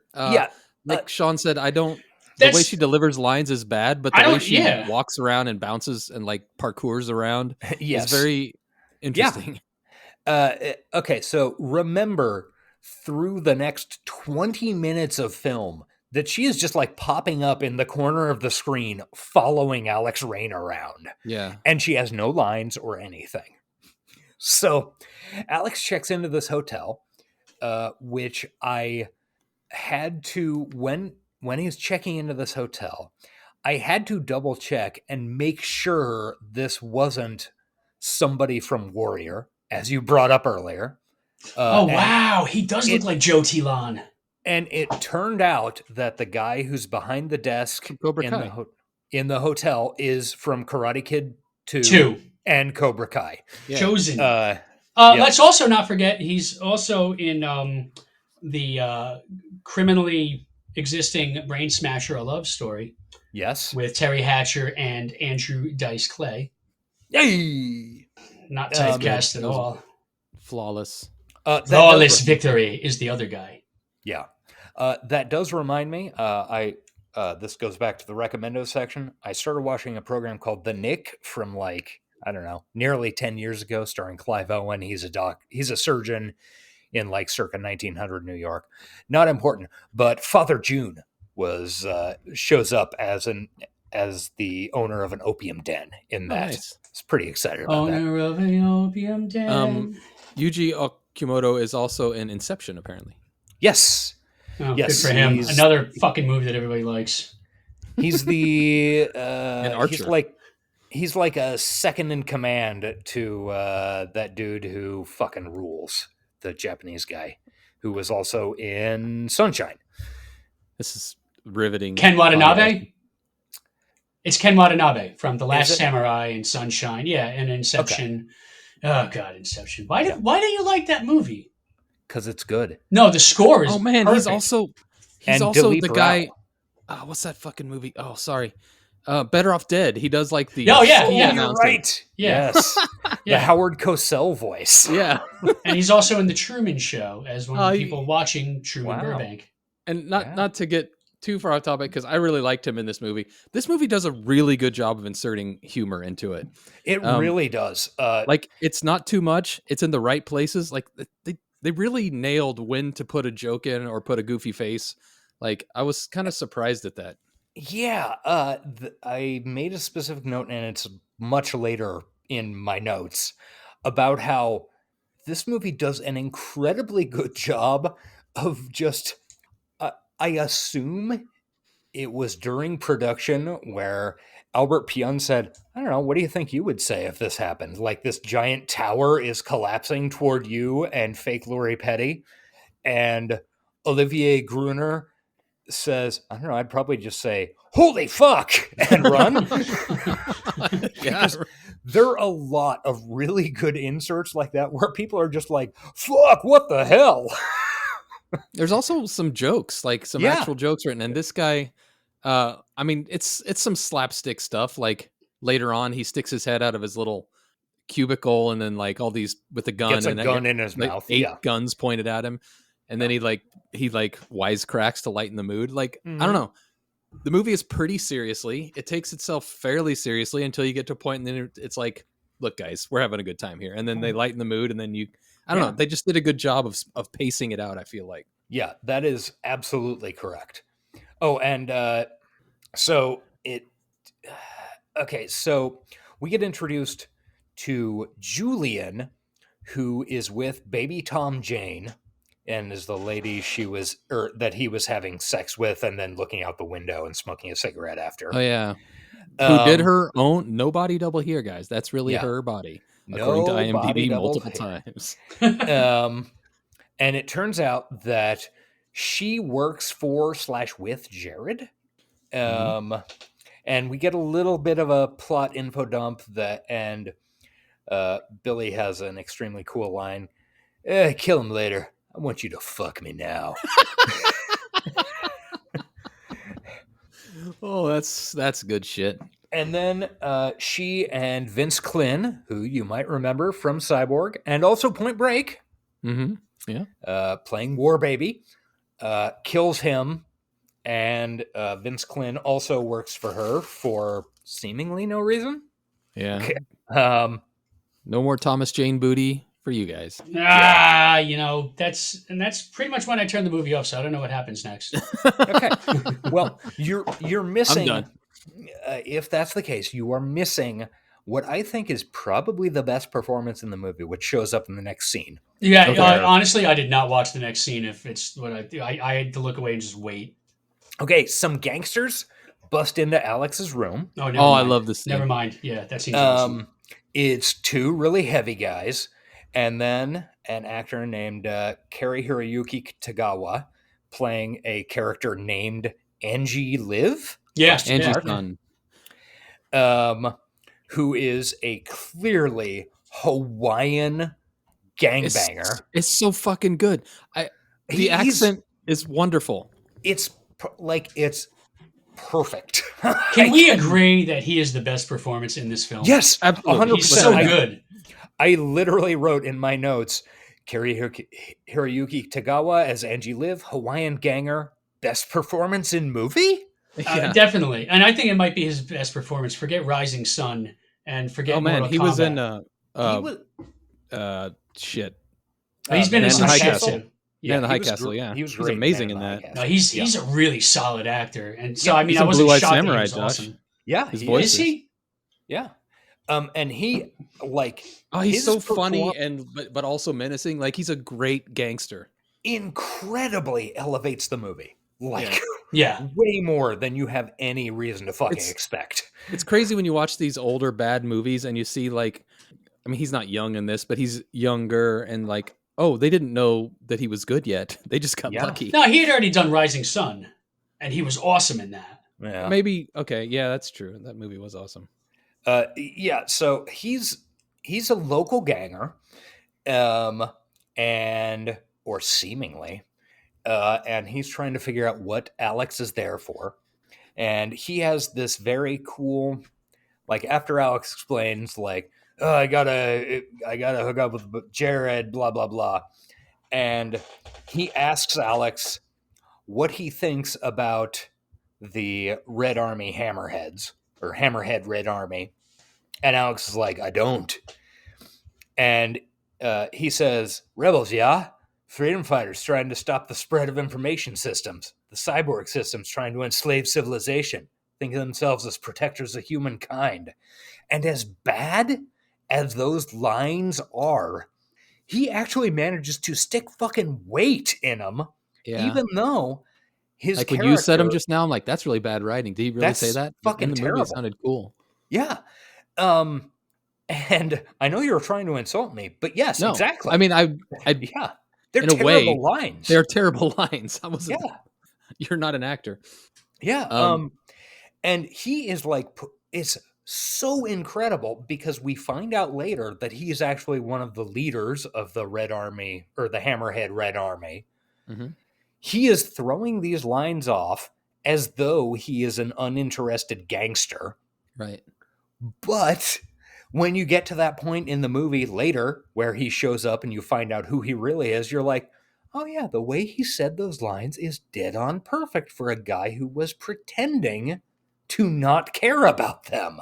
Mm-hmm. Like, the dude is incredible in this fucking movie. Also, it's fun. I enjoyed when Alex explains that he's got a heart bomb. Suddenly, everybody who was really interested, they're just like, okay, bye. All right, we out. And then he's like, let's go get a plate lunch. Yeah. Man. I like the setting of this, like the tropical. A lot of this movie takes place in this little cheap resort. Yeah. I don't know. It's okay. So they leave after Alex explains, I got a heart bomb. I think I'm probably gonna be blown up as soon as I run into Jared. Whatever. Then I need to take a shower. I'm dirty. Yeah. He hops in the shower, and then gratuitous abs and butt. Yeah. Julian and Vince show up, who, remember, they just killed Billy, I guess. Mm-hmm. And they go into his hotel room, and Julian is like dicking around with a little scanner thing? ? It's confusing. It appears to be the alarm fob from a 1990, I don't know, Jaguar. Probably what it was. Yeah. And then Vince goes into the bathroom and is like, I'm going to fucking kill you in a dubbed voice. And then Alex kills him. I don't know. It's confusing. Not important. Turns out that Julian works for Jared and they're on a team now for the next 10 seconds. She hands off a thumb drive with Jared's personality on it. Yeah. And they explain it. She was, her body was killed, but she was uploaded before that happened. She was seriously wounded as she was leaving LA with the data. Pretty standard cyberpunk idea. Yeah. Julian finds out, like, does the scan on him, and he's got a surveillance thing in his eye. Oh, yeah, this scene. And then we get a very cool cyber effect, which was lifted directly from Cyborg, where she like pulls his eye out. Oh, come on. All right. I did not. That's the scene I meant. I did not watch. I can't. Don't like eye stuff. I can't fucking. I've never seen Clockwork Orange because I can't do eyes. Yeah, the beginning of Star Trek First Contact screws me up. All right. Avoid Fire in the Sky too. Oh God, dude, I saw it. And that's what led to this? No, I don't know where it came from, but man, like I should talk to somebody. This one didn't bother. I get a little bit, but this one didn't bother me because it looked so fake. Yeah, like I saw like the tail end of her putting it in, and I was like, "Oh, come on, no, thank you." Hard pass on eye stuff for sure. Oh, absolutely. Yeah. Fair enough. We can't argue with that. So they kill the dog, and then they take a guy's eyeball out to take the bug out of his eye. Come on, I mean, like I don't need a movie like this in my life yet. Once again, I will say this is a good movie. Yeah, it really is. You hung in. That's yeah. a testament to how good the movie is. If Sean will handle dog killing and eye stuff, Yeah, like, I mean that's huge. Yeah. Yeah, this must be an entertaining film. Okay, so then after that, we find out that Farnsworth is now in Shanglu with Brian James, and we see the video feed of Alex's right eye cut out, and they're like, okay, we got to go in. We don't know what's happening. And these cops, man, they are armed to the teeth with some of the Yes. biggest weaponry that does not seem good for like CQB type. No, definitely not. Fighting. I mean, yeah, very, very poorly thought out. Massive guns, So- like 6 feet long. Yeah, a giant fucking 50 cal like M2 on a Steadicam rig. It's pretty great. Oh, they're that's the gun from Aliens. Yeah. Yeah, Mhm. yeah. Yeah, and it's being carried by the flat top black guy, who's the stunt man who's in Everything. half the movies of the late 1980s. Yeah. So it's at this point that Julian gives Alex the thumb drive and explains, we got to get this to the Hammerhead Red Army on top of the volcano by sundown, or else they're going to leave. And she zaps him with this thing that'll delay the heart bomb. Yeah, she gives him for some time. 6 to 12 hours. And right now is the 50-minute mark of this 90-minute movie. Wow. And nearly, like, from 50 minutes, the entire rest of the film is just chase, fight, chase, fight, chase, fight. Yeah, that's about Like, right. the third act of this movie is the last 60 or last 45% of it. Yeah. So, yeah. Okay. Starting with an amazing chase fight scene. in Falling through the hotel. floor. Yeah. So I was laughing so hard at his Loved escape. it. Loved it. it was some serious Sam Raimi bullshit. It was some Shadowrun bullshit. That's Yeah. the kind of dumb shit Yeah. that they would do on Pink Faux Hawk or something like that. Or like, I'm just going to shoot a circle into the floor 8 times in a row. Uh-huh. So the cops start busting in and they like shoot through the wall, and it's very obvious where the wall's going to blow up. There are just some outlines of dudes. Yeah. They And- shoot they shoot little archways for themselves Yeah. to kick through. Oh, I love it. Yeah, it's beautiful. I have It's myself, comedic, but like and yeah. Eric has witnessed this, where I sawzalled most of the way through a wall Uh-huh. that we were removing for one of our houses, and then Kool-Aid manned my way out. Yeah, it's a classic. You got to do it if you're in construction. It's beautiful. So the bad guys invade. Julian tells Alex, like, you got to get out the back way, and he can't go out the back window, but she's going to hold the fucking bad guys off for a second. He shoots through like 8 stories of floor with a submachine gun and just falls through. And it's the most Sam Raimi bullshit you've ever seen in your life, where Love he's it. just like, fire, fire, fire, fire, fire, thump, thump, thump, all the It's way a through these turn down for floors. what video? Yes, exactly. Perfect.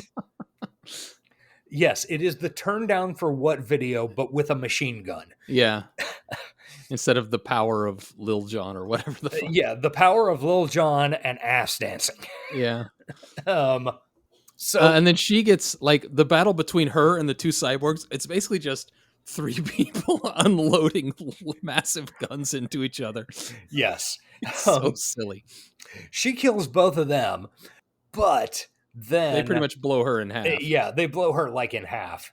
And it is, this is again, I think this is the point in my notes where I said, these cyber effects are fucking wicked. This was a good one. Like the eye Yeah. thing was, for me, was pretty hokey, but this looked cool. Like she was dragging herself across the floor. I bought it. Yeah. And then we get some blown up cyber boobs. Yeah. You can see both one of her nipples They and definitely a bunch left of her the nipple metal in there. guts. Yeah. And Farnsworth and Brian James are trying to figure out what, like, did she give, what happened to the Jared thing? And it turns out she gave to Alex, whatever. They end up killing her. She did specifically Really- say, "I'll be back." Yeah. Oh yeah. And Nemesis 2? Maybe. We'll see. So then she was badass. Let's not underplay Yeah. how badass she was. Yeah, she Once was again, extremely badass. Staple of cyberpunk, badass, overly capable female characters. And then this is the point at which Brian James refers to Farnsworth as Sam. Okay. Who was the dog killing lady. And initially you're like, okay, whatever.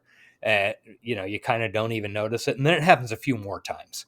Yeah, I never noticed it.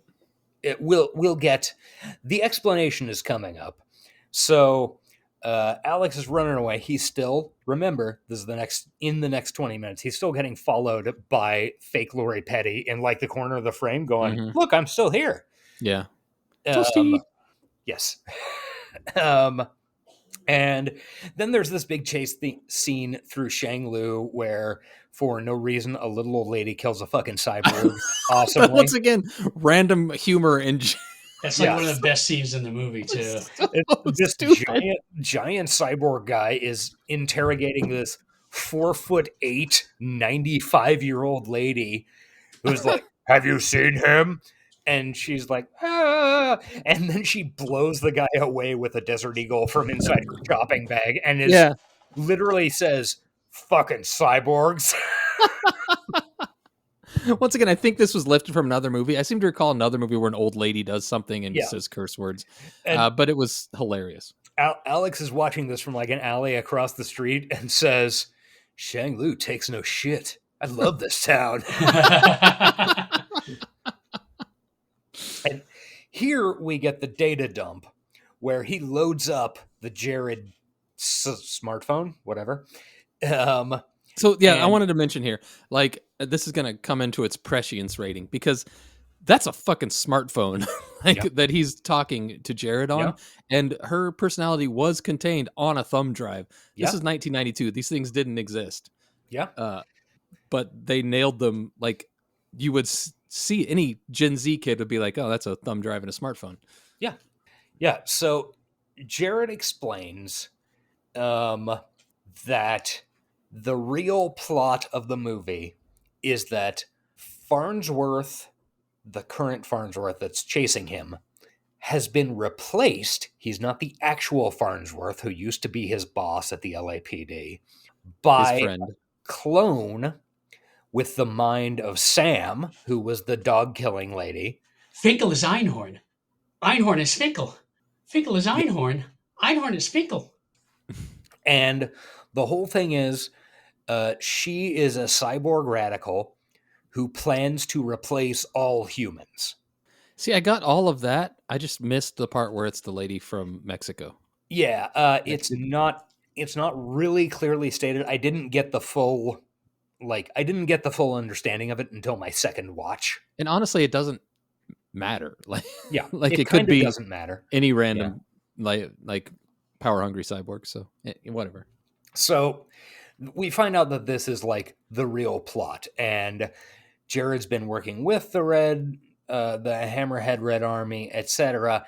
At this point, there's some more chasing and fighting. The mudslide. And then we go. I want to point out something real quick.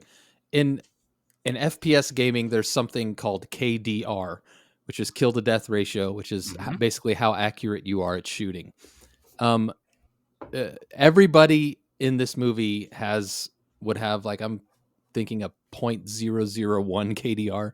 So many bullets are fired and so few connections are made. It's insane and very funny. I think this was probably unintentionally funny. Yeah. But especially later on, Farnsworth standing still, firing at people standing still, and explosions to the left, to the right, in front of them. It's so cannot good. anything. 100 yards in front of them. Yeah. They just wanted to shoot guns. And it's kind of what you imagine, like, when you're trying to do a Shadowrun or some type of RPG with guns. You want a running gun battle like that, but it usually ends up with somebody rolling really high and blowing your brains out on the first shot. Yeah, but it's the shotgun. Those aren't shotgun shells. They're shotgun blues. They're They got the artillery. shotgun blues. They said, I don't know what that is, but I know I gotta move. That episode's that's coming. that's a future ep. What is that? I thought I just made that up. Yeah. It's Okay. songwriting. Then we get the Yeah. reintroduction of Blonde Gunface, Oh my! who the you man. might have forgotten has a gun face. It's in his face. Yeah. Like he's got a normal just face. The but right the face side of opens his up. head opens up, like just the right side from like the eye and then up. Yeah. So It's The gun awesome. comes out. It's Alex- awesome. yeah, so Alex is running through an abandoned hospital from the later seasons of House, based on the lighting. Okay. And he's getting followed by blonde guy and then big guy with a steady cam alien gun. Mm-hmm. And the blonde guy says, "Yeah, go ahead, I'll cover you," to the big guy with the steady cam gun. And then the blonde guy like giggles. He's like, and this guy goes down the hall, turns a corner, runs into Alex Rain. Alex Rain blows him away. Apparently, this was all just a joke to get that guy killed by blonde gun face guy. Probably. Pretty funny bit.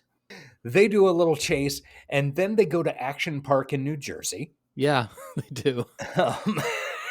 And do a really cool water slide that's full of mud. So long too. It's like the tallest Actually, slide. I got to say though, as somebody that lives about an hour from there, this mudslide scene so much safer, Safer so much than Action safer. Park? Oh my Yeah. God, like a millionfold with the bullets included. Yeah.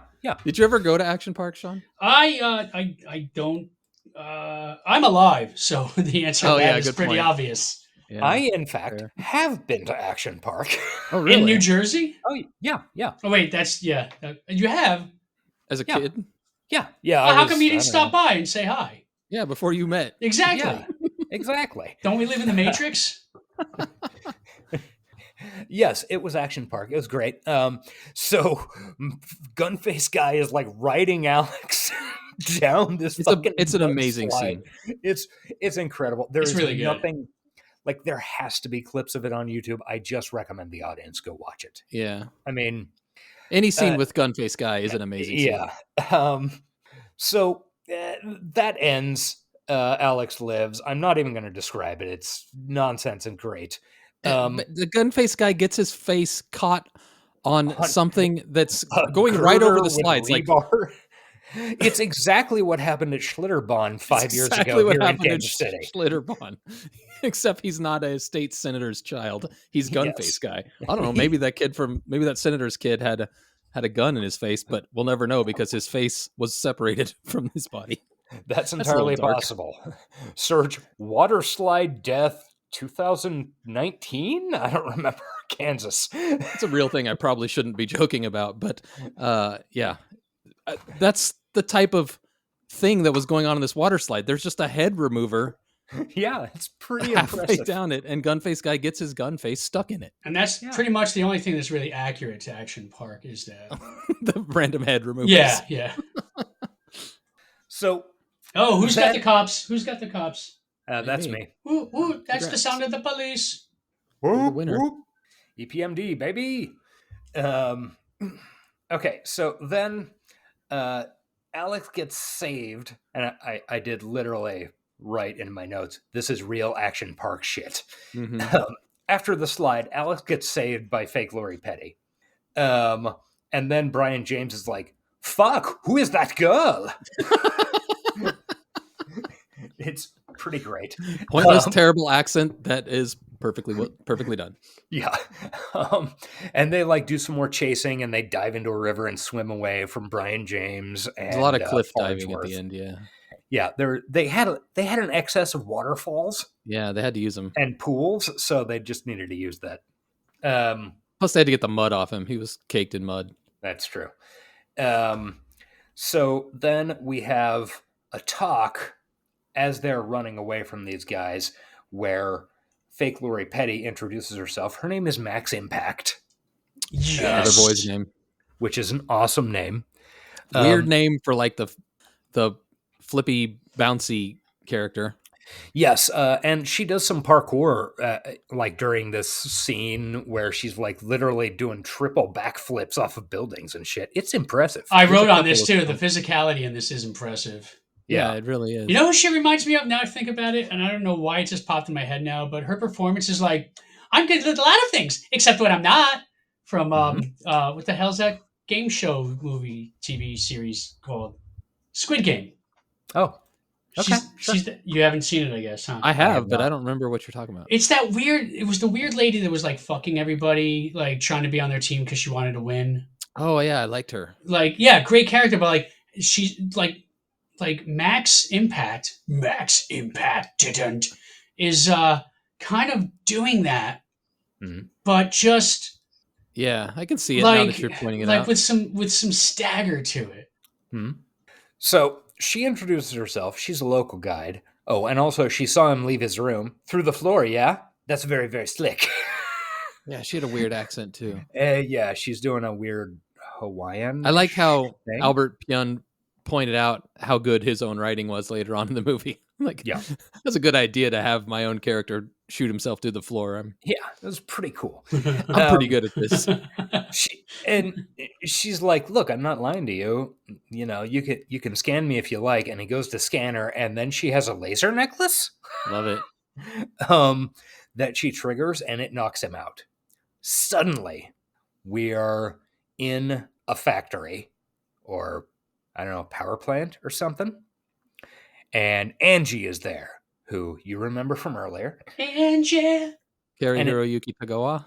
Yes, and it turns out that he says that he's like the lead Hammerhead Red Army guy, and Max is also in the Hammerhead Red Army, and Rosario, who he killed in Baja, was her sister. White Gums. Uh-oh. Yes.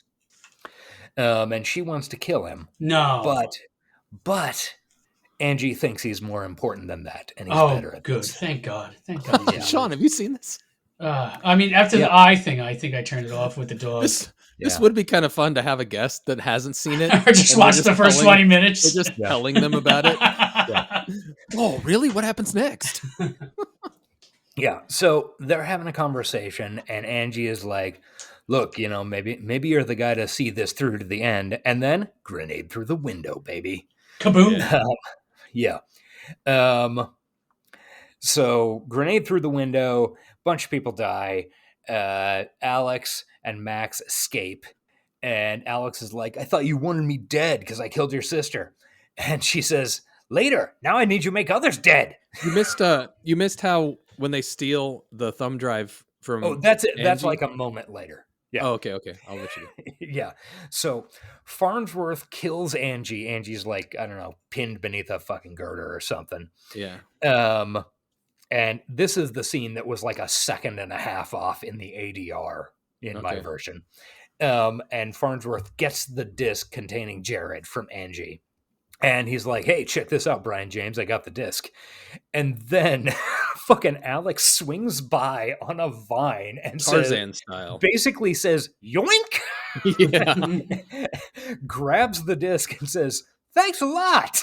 And then that is something that would happen in Shadowrun. Yeah, and then somebody would be like, "Can I grab a wire and swing down and grab that?" All right, it's the long shot, but make an athletics check. And then Max Factor is like, kaboom, and blows Farnsworth and Brian James up. It's psychotic. Yeah, it is. So then there's a little conversation between Max and Alex about how we got to get this to the volcano, whatever.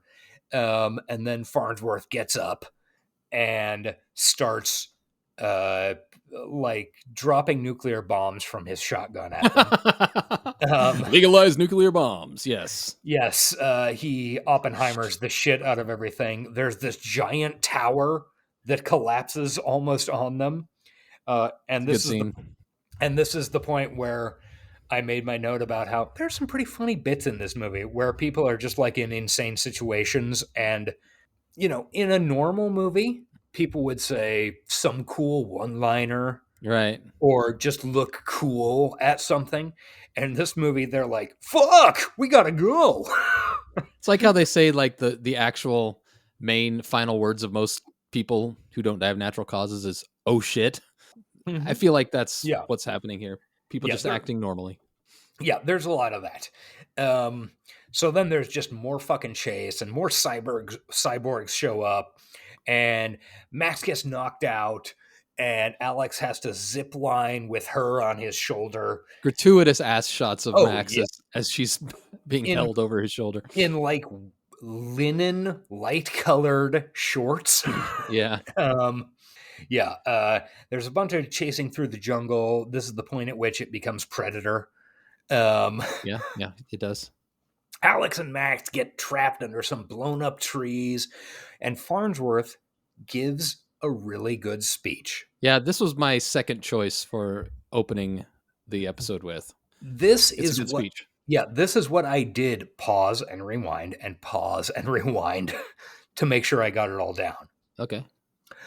We're not the bad guys. We just want what's right. Humans treat us like things. They don't understand that we think, we feel, we care. It's not our fault we're alive. I don't understand why you'd help them. In time, the humans will destroy themselves and this precious earth. They have no appreciation of what they have. You're really more like us, Alex. More machine than human. You should join us. And then Alex is like, never! And gets a gun and bang, bang, bang, bang, bang, and shoots the hell out of him. Yeah. He's more machine now than man. Twisted and evil. So then there's some more chasing. I cannot overstress how many bullets are fired over these last 30 minutes of movie. Yeah, it's deranged. And how many massive explosions. Yes. Like Josh said, launching nuclear bombs is about right. Yeah. But nuclear bombs that miss. Imagine if you had one guy and you had to hit him with a nuclear bomb and couldn't. Yeah. So that, like I said, there's some more chase. There's like another across a river. And then Farnsworth is chasing them and he's catching up to them on top of a waterfall. And Max and Alex are on the edge and it's like fucking Butch and Sundance. And Farnsworth screams, "State of the fucking art, Alex!" and is shooting at them. And then they jump off the waterfall. Alex flips in midair, shoots at Farnsworth, hits him dead on, and explodes him. So unexpected. You think they're just doing they've done like 15 cliff dives at this point. You think, oh, they're just doing another cliff dive. But no, he does this crazy parkour flip and shoot. And it's badass. It's fucking beautiful. It is. And his gun has never had explosive capabilities before this is a new gun that just appeared out of nowhere. It's like this giant pipe tube thing. I'm not sure where they got it. Doesn't matter. Not important. It blows Farnsworth's skin off. Yes. And then the endoskeleton rises.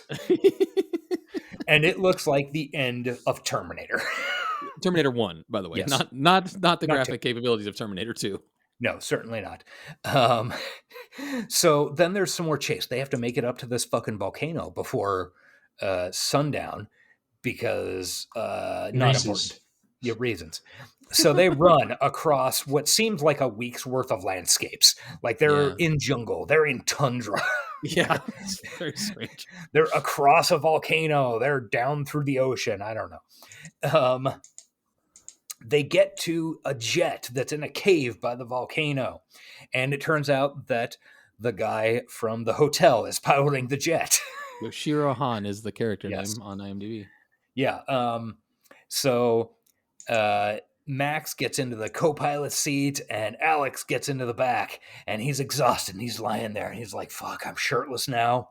It's funny because over the course of this chase, his shirt gets more and more torn. Mm-hmm. Like it starts just like being missing at the shoulder and then it slowly exposes more and more abs. Yeah. And then eventually something else gets torn. So then, as they're taking off from this volcano, you see the endoskeleton, which has been pursuing them the whole time, jump onto the back of the plane and start tearing at it. I got to tell you, all of the sound effects on that plane, once they get there, they're all from Aliens. It's all from the fight with the Queen, and like just even the plane sound effects, like everything is a sound effect. It's all what's the word I'm looking for? Foley. It's all Foley from all Aliens. temporary work. Yeah, Just borrowed. I need totally to believe it. Yes. watch it again.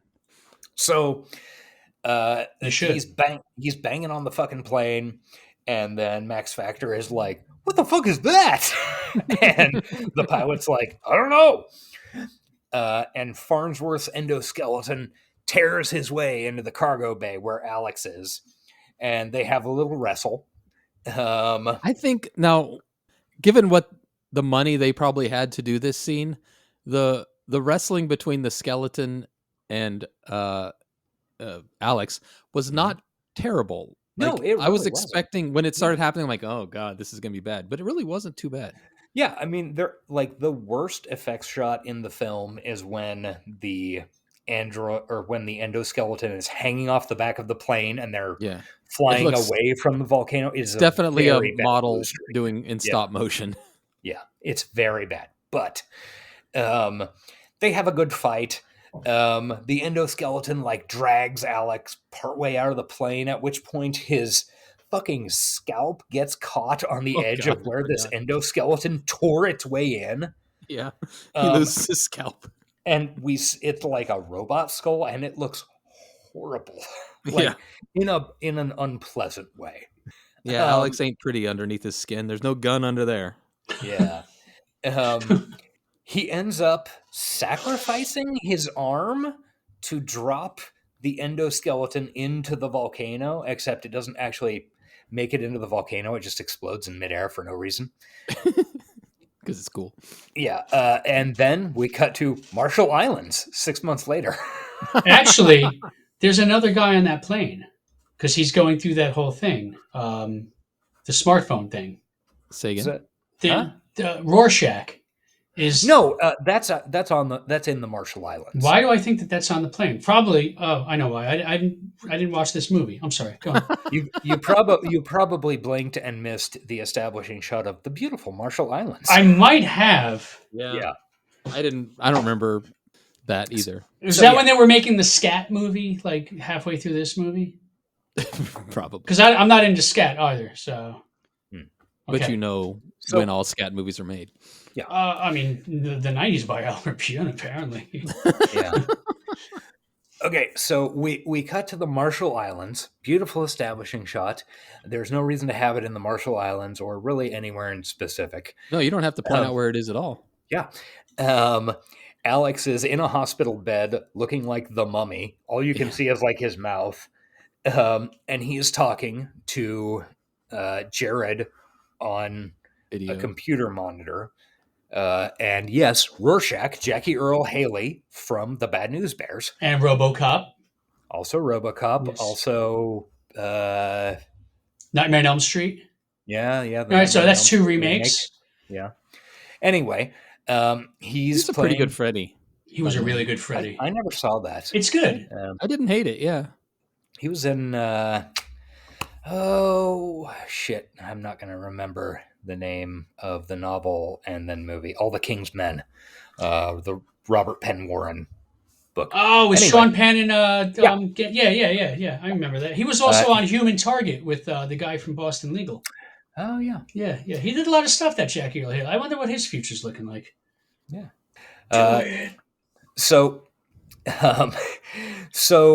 Alex has a conversation with the computer monitor of Jared, who is getting erased because all her data is being downloaded to, I don't know, unleash the information about the cyborg clone people.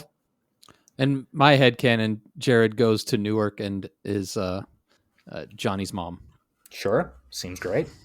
And she unveils that the real Farnsworth left Alex a letter at his old drop.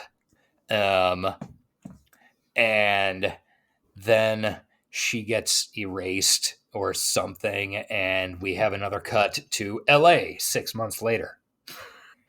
So this movie has now taken place across the course of like 4.5 years, I think. Yeah. So and several continents as well. Yeah.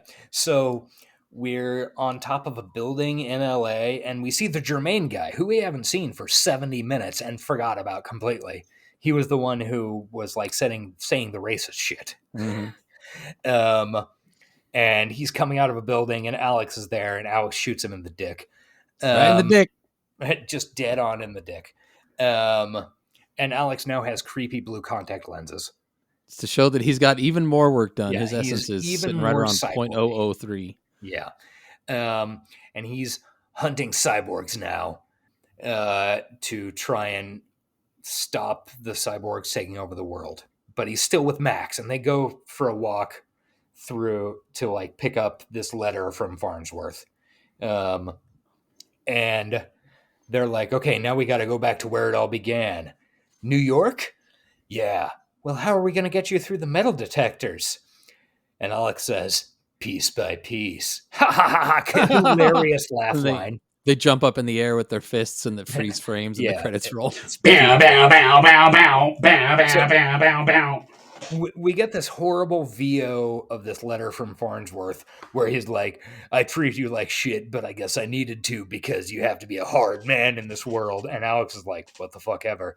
And then they're going to go take care of the cyborgs. And they walk off in slow motion towards the airport where he's going to be disassembled piece by piece and smuggled through airplane security. And then it's freeze frames and we get a voiceover. And we get two voices who I think are Sam and Farnsworth? ? And Farnsworth says, shall we take them out now? And Sam says, why not? And then that's the end of the movie. It's credits. Yeah, that's about right. Yeah. So that's the end of the movie, and it's great. I thought I saw something in the trivia where there was an extra scene at the end with Farnsworth and Sam.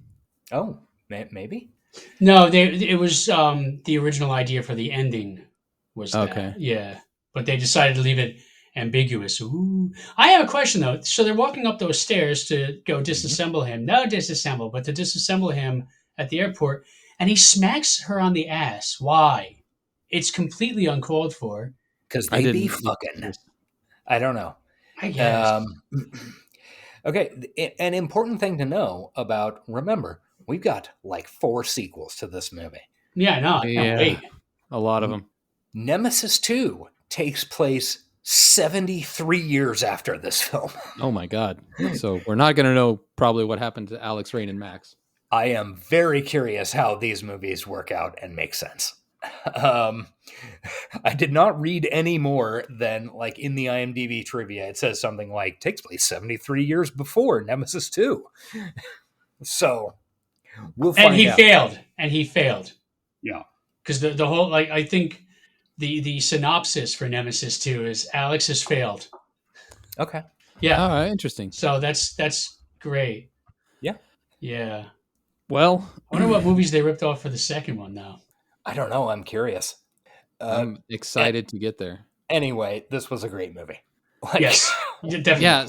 So I love when I get surprised like this because I don't usually like bad movies. Like I like them for their badness. Like Sean, you were saying earlier, like to laugh at a bad movie. I can do that, but I don't usually like genuinely get surprised by genuinely liking something. And I really did with this one. And I am really historically allergic to that. Yeah. Like I've never, and like people are like, let's put on a bad movie.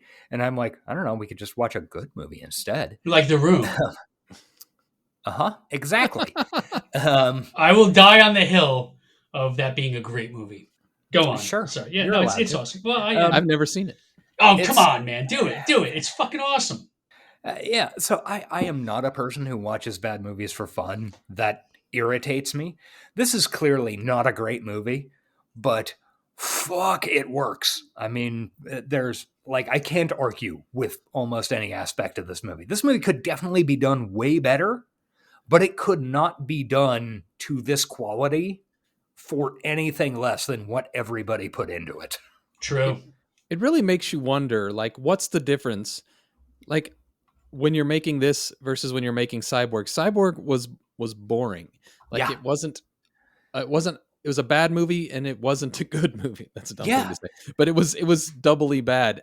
This one is a bad movie that turns out to be really good. And I'm wondering is it accidental? Did he just luck into it? Was it the performances? Was it, I mean, the I think it's a crew? combination of Pyun had a much greater command of his skill set, which might not have been great. I mean, like, I haven't seen a lot of his movies, Yeah. but I'm guessing that he is probably relatively limited in his, he's not the type of guy who is capable of pulling really nuanced and fine-grained performances. I out of don't know. actors. I might have to. One of his earlier flicks, which I haven't seen in a long time, is The Sword and the Sorcerer.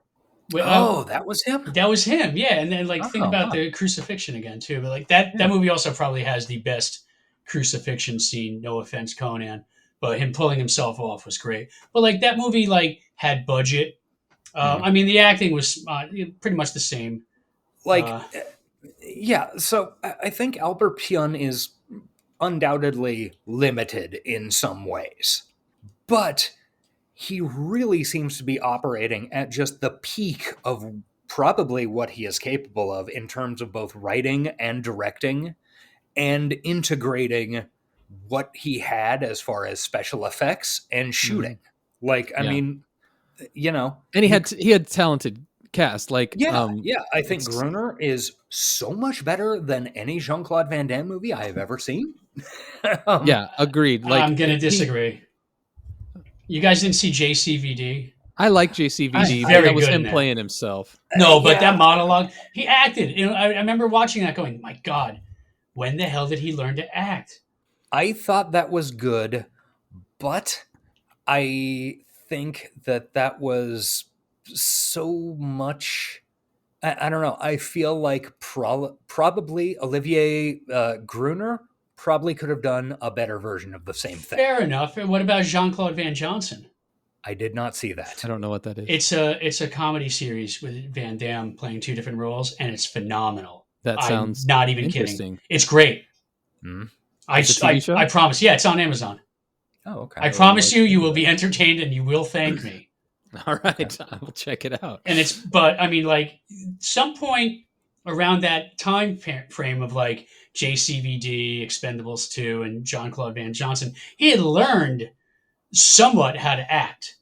But for this time that we're in right now with this... in the early 90s. Oh, God, no. Gruner is 10 times the actor. 1,000,000%, yeah. I would have loved to see him in an Expendables movie. Much better camera presence. And guys, let's be honest.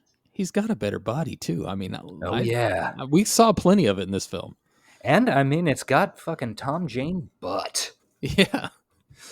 No, I was impressed by Gruner. His accent, when I heard it at the beginning, I'm like, oh no, it's gonna be like JCVD. But he pulled it off. It was. I liked watching him as a main character. He wasn't the best performance in the film by a long shot. No, not at all. Well, but he was French rather than Belgian, so that helps. I guess. But he wasn't supposed. He was the quiet loner. He wasn't supposed to talk a lot. My new bit is that I'm racist against Belgians and only Belgians. Okay. That's a weird bit to have, but I mean, they did fuck up the Congo pretty bad. You do you. Mm-hmm. And the Dutch. But yeah, I got that. Some really Tim Thomerson and Kari Hiroyuki Togawa. They had some good performances in it for sure. And Brian James being insane. Brian James did what he did, and he did it well. And even the character who played Jared, she was pretty compelling as a leader of this resistance. Yeah. I just feel like Cyborg didn't have that. The best Cyborg had was the girl sidekick of his, and she was not great. Yeah. Yeah. Cyborg had a lot less. Yeah. Anyway, this movie is a 10 out of 10, 5 in all categories. Well, let's actually rate it for real because we have to. I hate being legally obligated to rate things. We'll be shot and killed by our overlords. We first start with story. What do we think the story of Nemesis? How do we think it was? Now, you might be inclined to say it was kind of convoluted and dumb and not that deep, but as far as my enjoyment of watching the story, I thought it did a pretty good job. It was arguably too convoluted, You could have done the same thing with a few less twists and turns Yeah. and more clearly, but it's tough to like. Okay, androids trying to take over the world. Fucking great. Yeah, that's the really gist of it. Who's gonna argue with that? And then our main character is a conflicted fucking cyborg himself. Fine. Yeah. I'm gonna give it an 8. That seems fair. I will do 7.5, I think, just because, it's more convoluted than it needed to be. What do you think, Sean? And also the clarity of the Sam Farnsworth thing is lacking. Yeah, obviously. On a scale of 1 to 10, Yeah. I mean, it's not all right. So I know that you guys don't enjoy these movies as much as I like. I give The Room a 10, and I don't even do it ironically. I just love that movie. It's one of my favorites. But like a Miami Connection or a Samurai Cop, like I'll say that they're a 10, knowing that they're a 4 or 5. You know what I mean? Like this one, like it's somewhere. This is just story though, not the whole. Just story. No, I know, but like for me, like that's always gonna be like a huge portion of the movie. Yeah. I don't care how good the acting is if the story's like watching paint dry. Agreed. For originality, I give it a 1. But for overall, I mean, just one day, like the world's gonna explode and these things will be gone forever. Like Tears in Rain. Tears in the Rain. Yeah. Tears in Rain. And you keep quoting one of the best movies of all time. I appreciate it. I will say that's one of my favorite ad libs of all time. It's up there with Indy shooting the guy instead of fighting him. Yeah, I'm going to give this a 7.5 as well. Okay. I think that's fair. Next category is influence. Now, this is tough. That's a 12 out of 10. I think, like, this has obviously flown under the radar. I'd never seen it. You guys had never seen it. But like Sean said about John Wick, like, I feel like I have to assume this movie is incredibly influential on what turned into the direct-to-video and then later direct-to-Netflix or whatever market action films. I can't cite anything, but it feels like it should be. It's too goddamn good not to be. Yeah. Yeah. And there's stuff in it, not even John, like the thing with shooting through the roof. There's a scene in The Raid that's kind of sort of like that, but they shoot through the roof to kind of like escape that floor. Yeah. But it's remember that in Dread? The Raid. But so like it's definitely either subconsciously or just coincidentally influenced other things. Yeah. Yeah, I think I'm gonna hit it at a 6, like, above middle. Yeah. If somebody could show me some instances of this movie's influence, I'm sure I could easily rate it higher, but this is just not the type of genre that I watch. It's not the type of movie that I generally watch. But I would totally believe if somebody told me this was a 9 in influence in terms of like direct-to-video stuff. Yeah. But I just don't know. So I'll go like 7 because it seems like it ought to be very influential. It does. It feels like it should be. I mean, I'm pretty sure that John Carpenter was so inspired by it that he traveled through time to make Escape from New York. I gotta go back and add a heart bomb. Exactly. Yeah. I'm gonna go with a 5. What?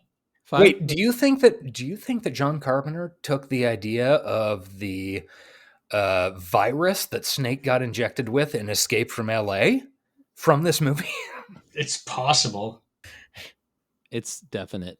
I think Sven Ola Thorson was in that too, and I think he's in a ton of stuff. And he's the one who injected him with the virus. So did you say 5, Sean? I said 5 or 6, so we can say 5. Let's go 5.5. I think that's fair. Prescience. We're talking about not like, to our eventual cyberpunk future. Well, the LAPD killing people is definitely prescient. Dead on. I don't know that cyborgs are going to be as big of a problem as this movie points them out to be. They really are all over the place. How do you not? Fucking lousy with How cyborgs. Do you know that they're not cyborgs. That grandma is a hero.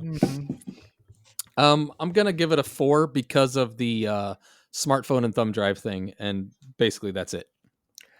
I'll say 5 for that, and I fully expect somewhere out there is a revolutionary group named the Hammerhead Red Army. It's a good fucking name. It really is. Revolutionary group. I'm gonna give it a 7 because it spawned sequels. Oh, good point. Ooh, yeah, true. Yeah, the movie ended up being a little bit based in the end. Once Do you they got to think? the fact I'm that gonna ask all you the guys cops really stuff- quick because you're talking about this and like so the sequel is 73 years later. Do you think it does like a Foundation thing where like each chapter? Remember Foundation? I don't know if you've ever read yeah. it, but like Yeah. every chapter or two, like then it's 100 years later, 1,000 years later, or 5,000 Could years be. later. Wow, I kind of hope that these movies foundation themselves. I honestly have no idea, except the next movie is 73 years later, and apparently parts 2 and 3 were shot back to back. Oh no! So I wonder if like we're gonna Is have that to gonna go be a double rescue. feature ep? We got to rescue Maybe. Doc from the Wild West. Exactly. Oh my god! And then we've got to save Neo from the Jabba the Hutt guy. Mm-hmm. Oh my god, this is great. What do you guys think about the style of this film? I think, although there's nothing like obvious to point at, I think as a film, it had a lot. The of fucking baggy silk pants, Oh, like that's just smelled of fucking 1992 to me. Yeah. Like and the huge shoulder pads on the cyberpunk overcoats. Oh god, yes, oh, it's beautiful. I loved Alex Rain's sunglasses, like you guys pointed out earlier. Those were fucking fire. Yeah, there's too much style in this movie to be contained. 90s style, but style. It's style. Oh yeah, and like how fake Lori Petty's shorts were pulled up to like above her navel, but belted at approximately like mid pussy level. I mean, it was a look. It was, especially given that she was about 3 feet tall. Yeah, and of course, the eternal style of Tom Jane's naked baby butt. Oh yeah, was he naked the entire film? I think he did shrug pants on at the end. Did he? I honestly no. Don't He remember. would just cover up his junk with a pillow. Oh, that's yeah, right. That's right. And she kicks his ass while he's naked, and then he falls back and he's holding a pillow over his junk. Well, and don't remember, he gets sucked off smoking a cigarette. That's right. Oh, that was a good look. So this movie is just for that an 8 out of 10 for style. Oh, that's fair. I'm gonna go 7, but I don't. I'm going 9.5 because I missed that early '90s California orange everything. I love it. Oh yeah, So God, the ladies have such tans in this film. Oh no, I'm just talking sky and lighting of rooms. Yeah. But I mean, I guess the tan too. But it's just for style, it's 9.5. I just missed that era of just everything was fun and colorful. God, I'm sorry. The French inhale while getting a BJ. That's the upside down French inhale. His head was like leaning off the bed. Beautiful. All right. Now we have our final rating, which is a 1 to 5 hand raisers. How much did you like this movie? And I know personally for me, this might be controversial. I'm going 5 out of 5. I am at a solid 4.5. I actually thought about this before we ever started recording. Like, this movie is so much better than it deserves to be. What do you think, Sean? All right, so I'm going with 4 because I couldn't get fully immersed because I watched it on Plex, and Plex has ads, which is fine. I was like, ads, but there's this one ad for some car place in Ramsey, New Jersey, where the volume just was like 400 times louder than any other commercial, that it scared the shit out of my cats. It annoyed the hell out of me. So anytime I went to commercial and I would go up to get like food or some water or something like that, I would turn the volume on my TV down to 3, which is inaudible. And this commercial would come on and just be normal volume. That it just took me, I couldn't fully immerse myself, not because of the ads, but because of this one shitty Ramsey auto ad that it didn't ruin the movie, but it's a 4. It took a point off. It took a point off, but it's not the movie by no fault of the movie at all. This might be my favorite Pune film, or maybe tied with Sword and the Sorcerer. Yeah, you explained that at the beginning of the show. I can see that would be a problem for me too. Yeah. But that wraps it up. High rated Albert Pune movie on the coveted High Tech Low Life ratings chart. Yeah, I am super, like, I am looking forward to watching this as a commentary track. Like, I will, and Yeah, I we am should looking definitely forward get to the together again. sequels as well. This is too insane. We should get together again and do a Patreon episode where we watch it. I would 'cause love that'd to be see fun. this movie without commercials because it might raise my score up to 5. Yeah, it might do that. I thought, like, purely for fun, like, I don't know, a lot of these movies, I'm getting bored halfway through and like, man, do I have to keep watching this? I want to. This movie, I was all in for the whole time, which surprised me, honestly. I'm really glad we were all on the same page for this because, like, last night, I think, or maybe the night before, I was texting with Eric and he said, I'm going to save my thoughts for the show after I said, like, this is a weird ass movie or something. And I was thinking, oh man, does he hate this? I was expecting you to hate it and me and Sean to be loving it. But I'm glad we all liked it. I'm surprised how much I liked it. Yeah, me too. Yeah. So anyway, that's our Nemesis episode. Check it out if you're just listening to this and haven't. It's worth your time. It's fun. Do it. And by the way, when they told me Nemesis, I was scared for a moment that it would be that movie where Tom Hardy was born in darkness, molded by it, and was a clone of Patrick Stewart. And I would have been like, no, not a fucking chance. But thankfully, it was a good movie. See, you're referencing two separate movies there, Sean. I think you're a little confused. No. If you, and I don't recommend you watch it, but if you watch Star Trek Nemesis, his origin story is exactly the same. Oh, is it? Yeah, born in darkness, molded by it. I've seen it 20 years ago or whenever. Leave it at that, and if you forgot it, you're better off. Yeah, not worried about it. I probably won't get back to the Star Wars or Star Trek movies anytime soon. No, just watch season 3 of Picard, and then you're good with everything. I've never watched Star Trek. Anyway, yeah, let's talk about next week. Next week, we're going to cover a little movie called Hotel Artemis. Yeah, Charlie Day, baby. It's going to be different from this one. Oh, maybe it won't. I don't know. Yeah, but it's looked interesting. I remember when it came out. It's got a bunch of people that I like in it. Jodie Foster, Sterling K. Brown, Jeff Goldblum, Brian Tyree Henry, Jenny Slate, Zachary Quinto, Charlie Day, Dave Bautista. Yeah, it's a good cast. That's a great cast. And I remember when it came out, they were heavily advertising it on Instagram, which is usually not a good sign. Usually bad movies get heavily advertised on Instagram. Yeah, it didn't get a great reception, which means it's probably awesome. Yeah, well, I mean, I'm guessing Nemesis didn't get a great reception when it came out. Well, I think what's its how many people are like awake at 3 a.m. watching Cinemax? Right. I know it had like a 5.3 or something on IMDb, which is pretty good. Well, I mean, that's higher than we rated it. Well, it's a 1 to 5 scale. Shush. Yeah. Where is it? I'm looking for it on Rotten Tomatoes. There's like 15 movies named Nemesis. Sure. Also, 1,517 Shadowrun characters named Nemesis. Yeah. And 41% audience score on Rotten Tomatoes. Nothing on the tomato meter. 525,600 minutes. Yep. How do you measure a smear? All right, this is an important part of the show. Okay.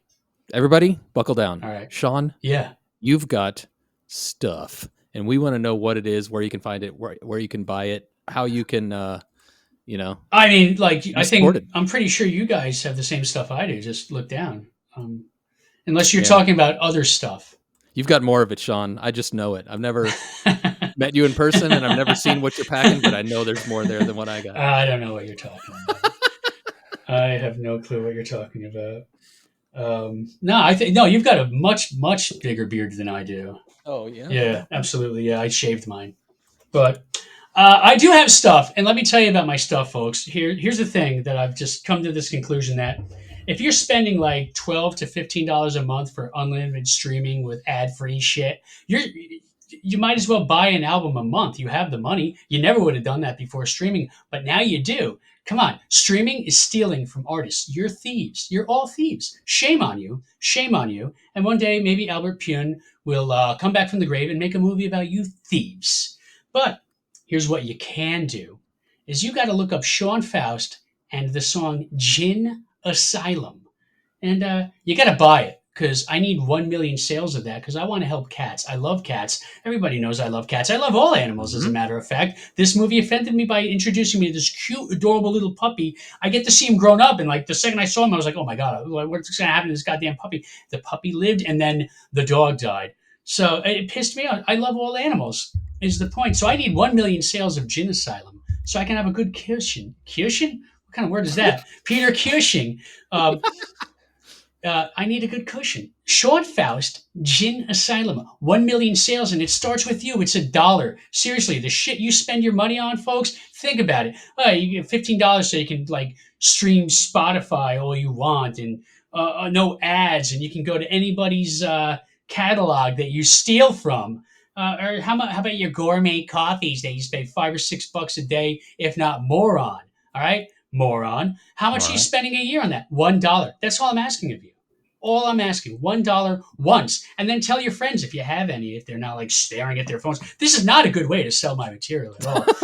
I'm just letting you work your magic. This is, yeah, I mean, like, no wonder I'm hardly having any sales. It's like, this guy just called me a moron and I wants my dollar. I kind of do, yeah, if you wouldn't mind, because I'm a pathetic, low human being that's angry at the world, and I'm jaded by everything that I've ever come in contact with, minus these two gentlemen that you listen to every week. So if you could forget all those nasty things I said, just it's $1 and you're helping animals. So it doesn't matter.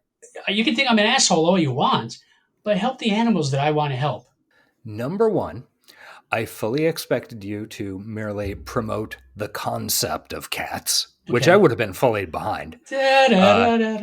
And number two, Gin Asylum for only $1 is a hell of a deal. I paid much more than that for it. You did, as a matter of fact. Both of you did. Gladly, I paid more than that for it. You did.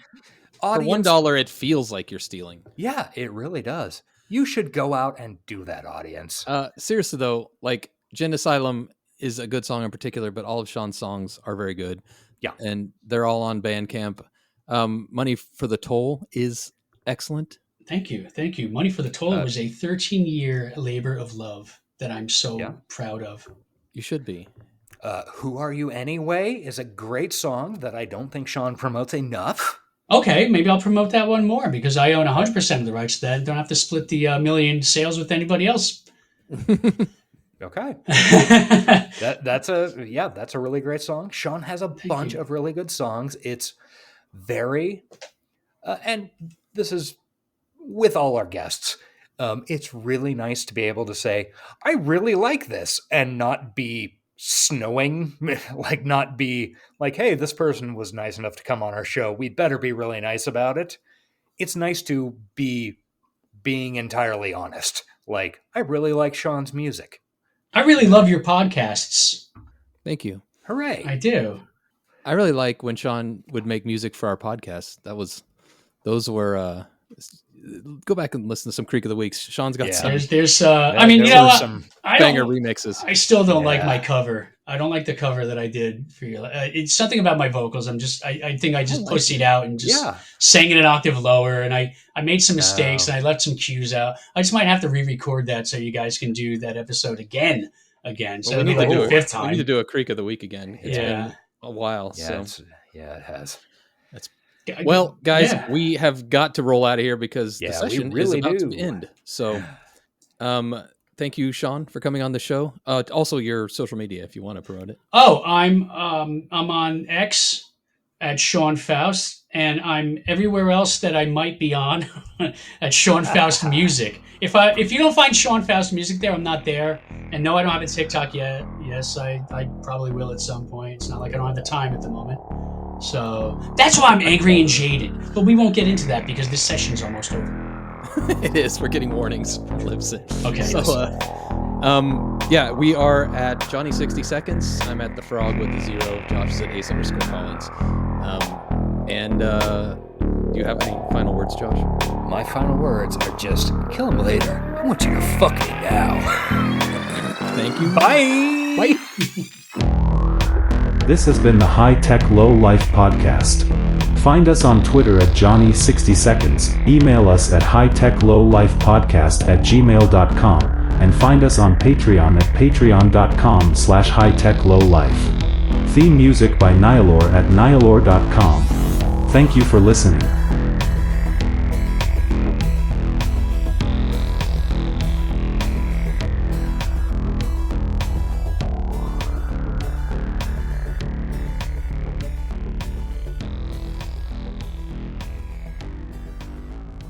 Keep it moving.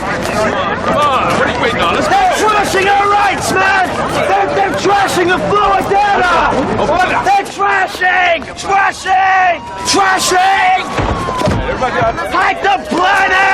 Hide the planet. Shut up and get in the car. Boner.